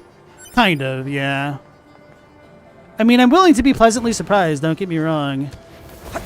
For me, the game that's become like the closest to a 10, but it does have some issues, which I will relegate it to a 9 spot, would probably be Super Smash Bros. Ultimate.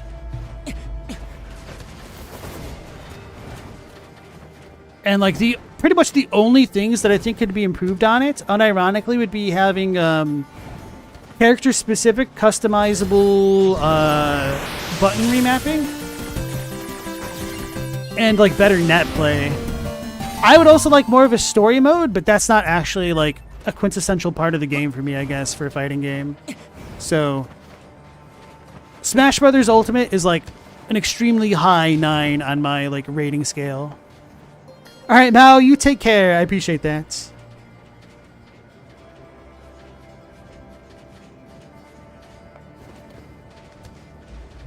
Paisan, you loved Dragon Warrior when you were younger? You've been curious to try the new roguelike Dragon Warrior? Roguelike one. Is that like the monster one? Hero something, whatever it's called.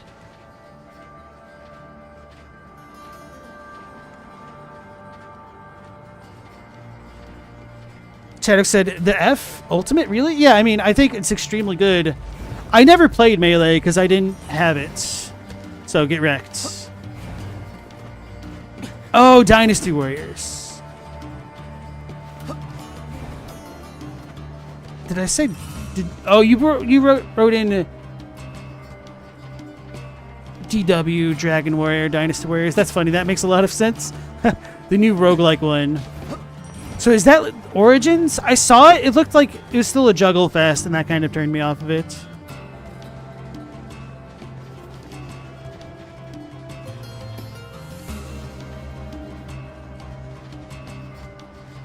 So yeah, that's kind of my quick breakdown of my scores. And with that being said, I think Nier is a 7, like an unironically good game, even if it isn't necessarily somebody's cup of tea. But I'm leaning on the side of it already being a great game. And I'm just waiting to see how the extra content turns out before I'd be comfortable with giving it a 9 for myself, at least. Chaddock says to each their own, but So, okay. No cap, why are you pooping on Ultimate? Like, Ultimate is a fantastic game. Just because if you have a hard-on for Melee, I'm going to say get bent, get good. I kind of think Melee is shit in a way because of the culture that it created. I hate mechanics like wave dashing when it becomes like a necessary factor of the gameplay. I hate stage teching. I wish that stuff didn't exist in the game, so that kind of turns me off away from the idea of Melee. And Ultimate still has some of those problems, but I think it's... the reason why I would give it a 9 is because so much of it is simplified. It makes it easier for new players to get into the game and all that stuff. One of my biggest complaints about Ultimate, if anything, is that the damn hammer upgrade is too slow for items. But I typically don't play with items unless I'm like playing with 4 or more people on a screen. Pochita said, no spoilers whatsoever, but Nier's described as the Ava of video games, and you fell in love. Also, there's lots and lots more to see and do. Chadwick says, hey, you do you. Oh, you're not going to take the bait? Jason, you're considering playing Nier after just finishing Lies of P? Oh, yeah, I think this would be a really good transitory game because there's a lot of similarities, at least in some of the themes between the two games. Definitely recommend it. Wait, Warriors Abyss is a new Dynasty Warriors game? I thought that was a different game entirely, or a different studio entirely. I saw that come across my feed yesterday, I think. Alright, so Emil's flower, the one that I did figure out how to get. I better tell Emil. Hey there, what's up? I found a Luna. I'm on my way. Sorry to keep you. He's even As faster. speedy as always, I see. Oh, that's right. What happened here, Emil? I was fighting the aliens. It wasn't going well. So I decided to create multiple versions of myself to help with the fight. But the aliens just kept coming. I lost so many friends that day. It was a long time ago. So he made but multiples, still, okay. Say, Emil, how old are you anyway? I'm not sure. I didn't need that memory to fight. Thank you for finding this. You'll let me know if you find any more, right? I'm gonna stay here for a bit. Okay, so the machines fought the aliens initially, at least. And he said he cloned himself, unless he was a human who cloned himself into the robots? We're gonna have to learn more. I guess I don't know enough about the Nier world. Maybe these like little spherical dudes could have been their own thing? Because we've got the relics of these kind of like face things in the desert. It's kind of fun. Maybe this is low-hanging fruit, but this section of the game definitely gives me Zelda vibes.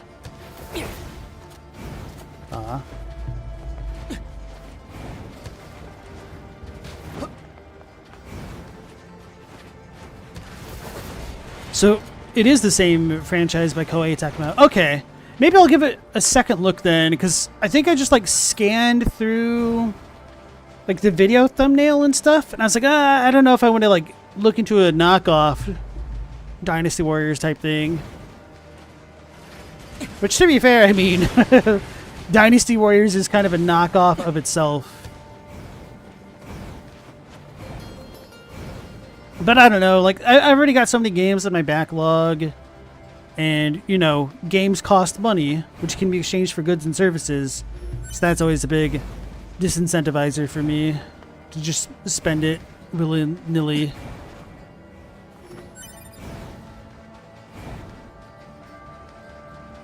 Not gonna say it looks mind-blowing or anything, but it looks like some brain-dead fun if you see it on sale. That's fair.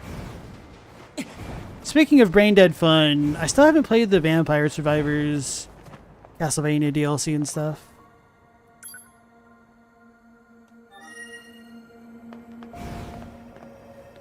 Automata can be enjoyed by anyone, but this questline specifically is for OG Nier fans. So even as a new player to the game, I'm quite enjoying the Emil stuff because I feel like I'm getting a lot of lore content from it. And boy, do I love me some lore. Ah, Emil's memories. So we're going to go down to the flooded city.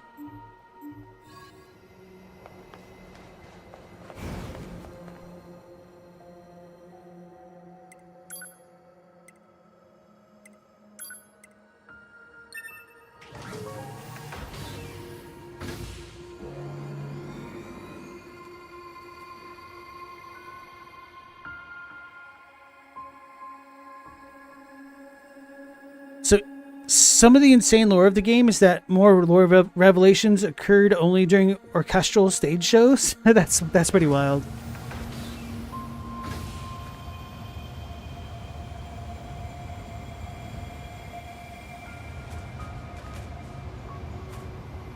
Alright, let's go find that flower.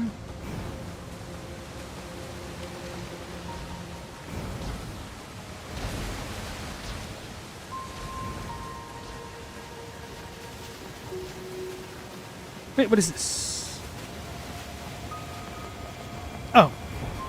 Oh, it's the Resistance couple. Because he didn't figure out where this place was in my first playthrough. Thank you again for your help. Oh, hello, remember us? You saved our hides a little while back. Thank you again for your help. I know this is awkward, but if you have the time, we could actually use your assistance again. Don't you dare ask for more help. But... No, what is it? Do you need more parts to repair yourselves? I won't accept. Put your pride aside, you foolish man. We need the help and you know it. I know, but why must you always be so stubborn? Just let me handle this. Yes, we need your help, but not with finding parts. We're actually trying to flee to a land across the sea. Oh, how's that going to work? There's a sympathetic figure in the Resistance who's offered to help us. People refer to him as the Emancipator. However, he doesn't work for free. I'll be frank. We need 50,000 G in order to secure his services. Would you be willing to donate it to our cause? I don't think I have that much on me. Looks like you're a poor SOB. Come back when you have actual money, okay? She didn't actually say that, in case you're just listening along. I just spruced it up, because I'm poor.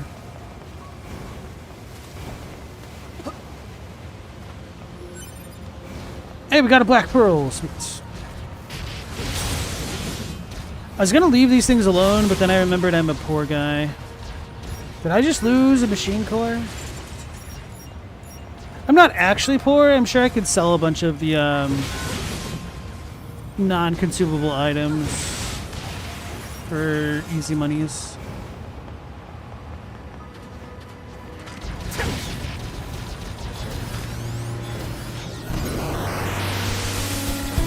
So it's interesting. It started making the hacking theme play as I was shooting that guy.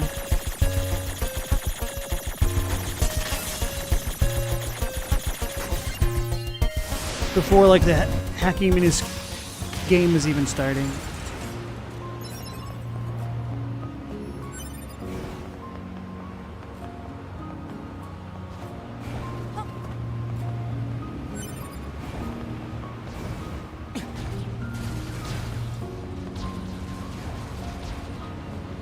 There's a canon Resident Evil stage play as well.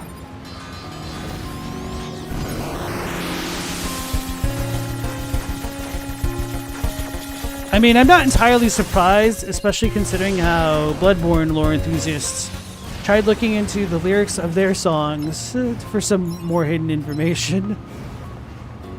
Some Bloodborne fans even went so far as to make things up. I guess that's not Bloodborne. Elden Ring. The same strokes, different folks.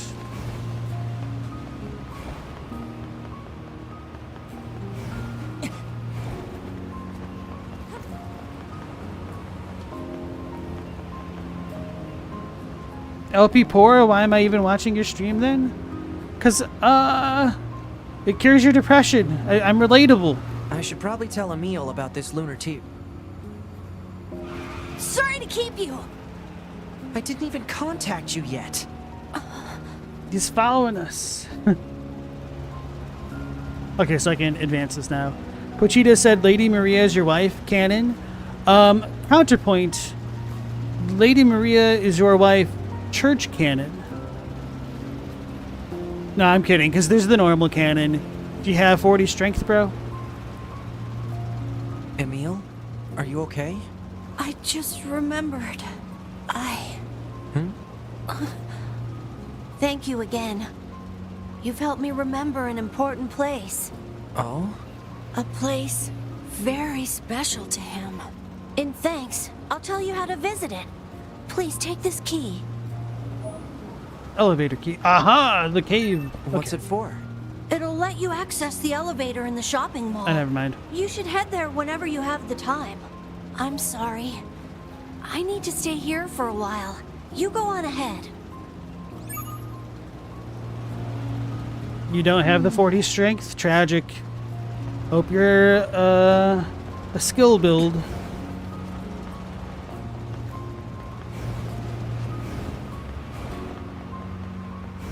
There's also blood tinge.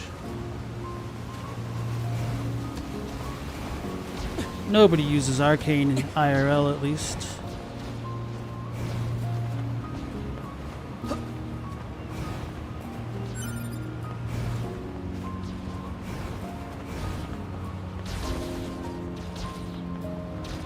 Alright, so I'm gonna go ahead and teleport myself by them all to help remind myself to go there.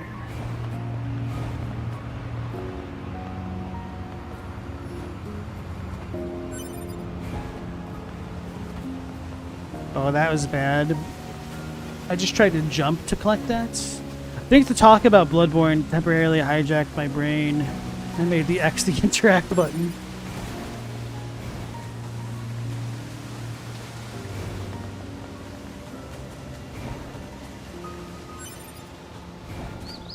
Tanning agent. I'm sorry, Moose, but I need the hides. I don't know if I could buy them. Wait, why are you such a high level?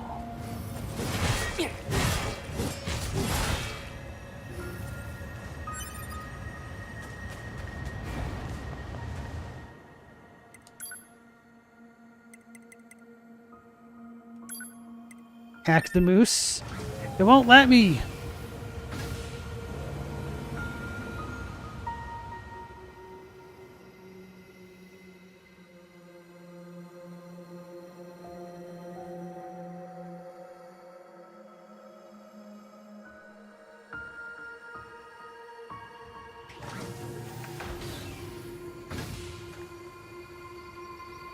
One of my favorite YouTube videos from back in the day was this kid made a video titled How to Hack a Lock.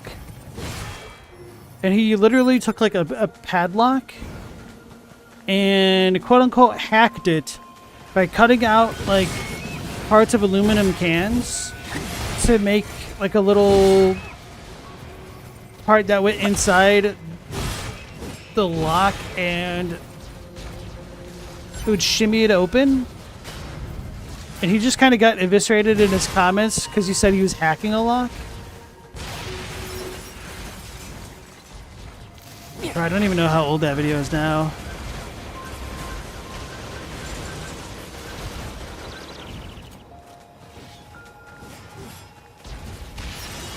It's probably like Numa time frame. Basically when dinosaurs still roamed the internet.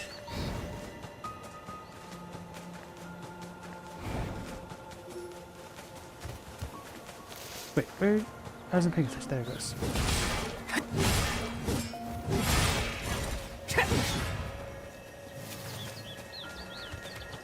Where the hell is this? Oh no, we're full on copper ores. Oh, that's what I also need to do. I need to sell things. Alright, so once we hack a moose, so to speak, and get our beast hides, I'll go to a shop, sell things, and then come back here.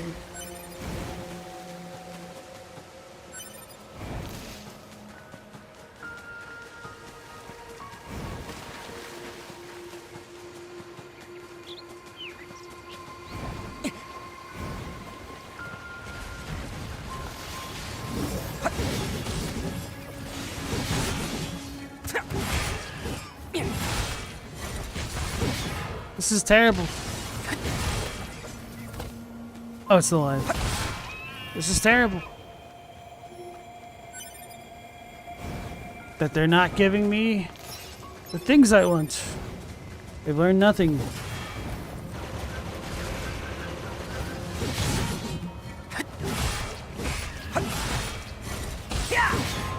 Join me in the murder, 2B.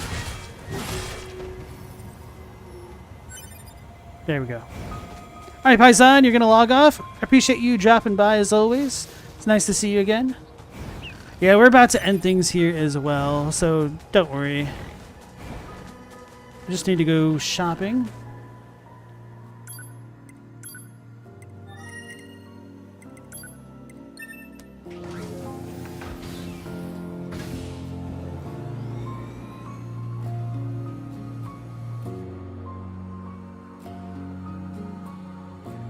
Mercy, you lost a friend tonight? Was it the bottle of wine? Alright, PC, you take care. You have a good night.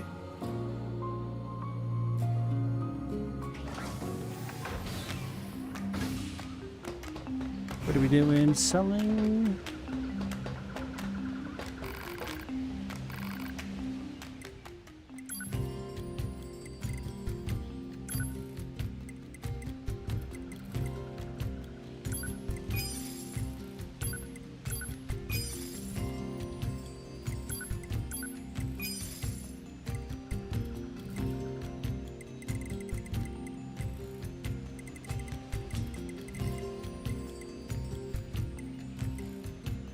Here we go.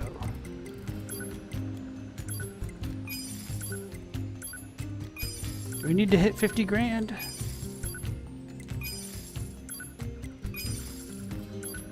Oh. Oh, yeah, we definitely have that. Wait, is that the max amount? 255K?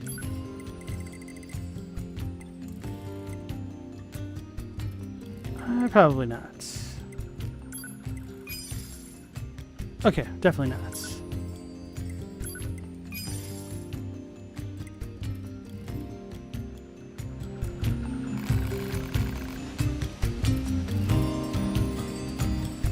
Oh, you're not being ironic, Mercy? Okay, I'm sorry to hear that.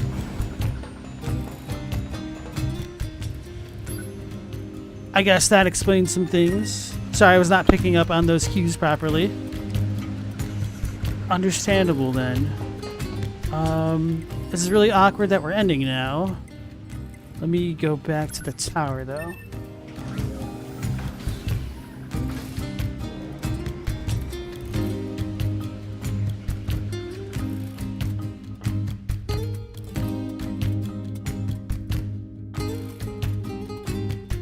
So yeah, folks, that'll be pretty much the end of tonight's stream. I'm really excited to check out Emil's home tomorrow when we get back into it.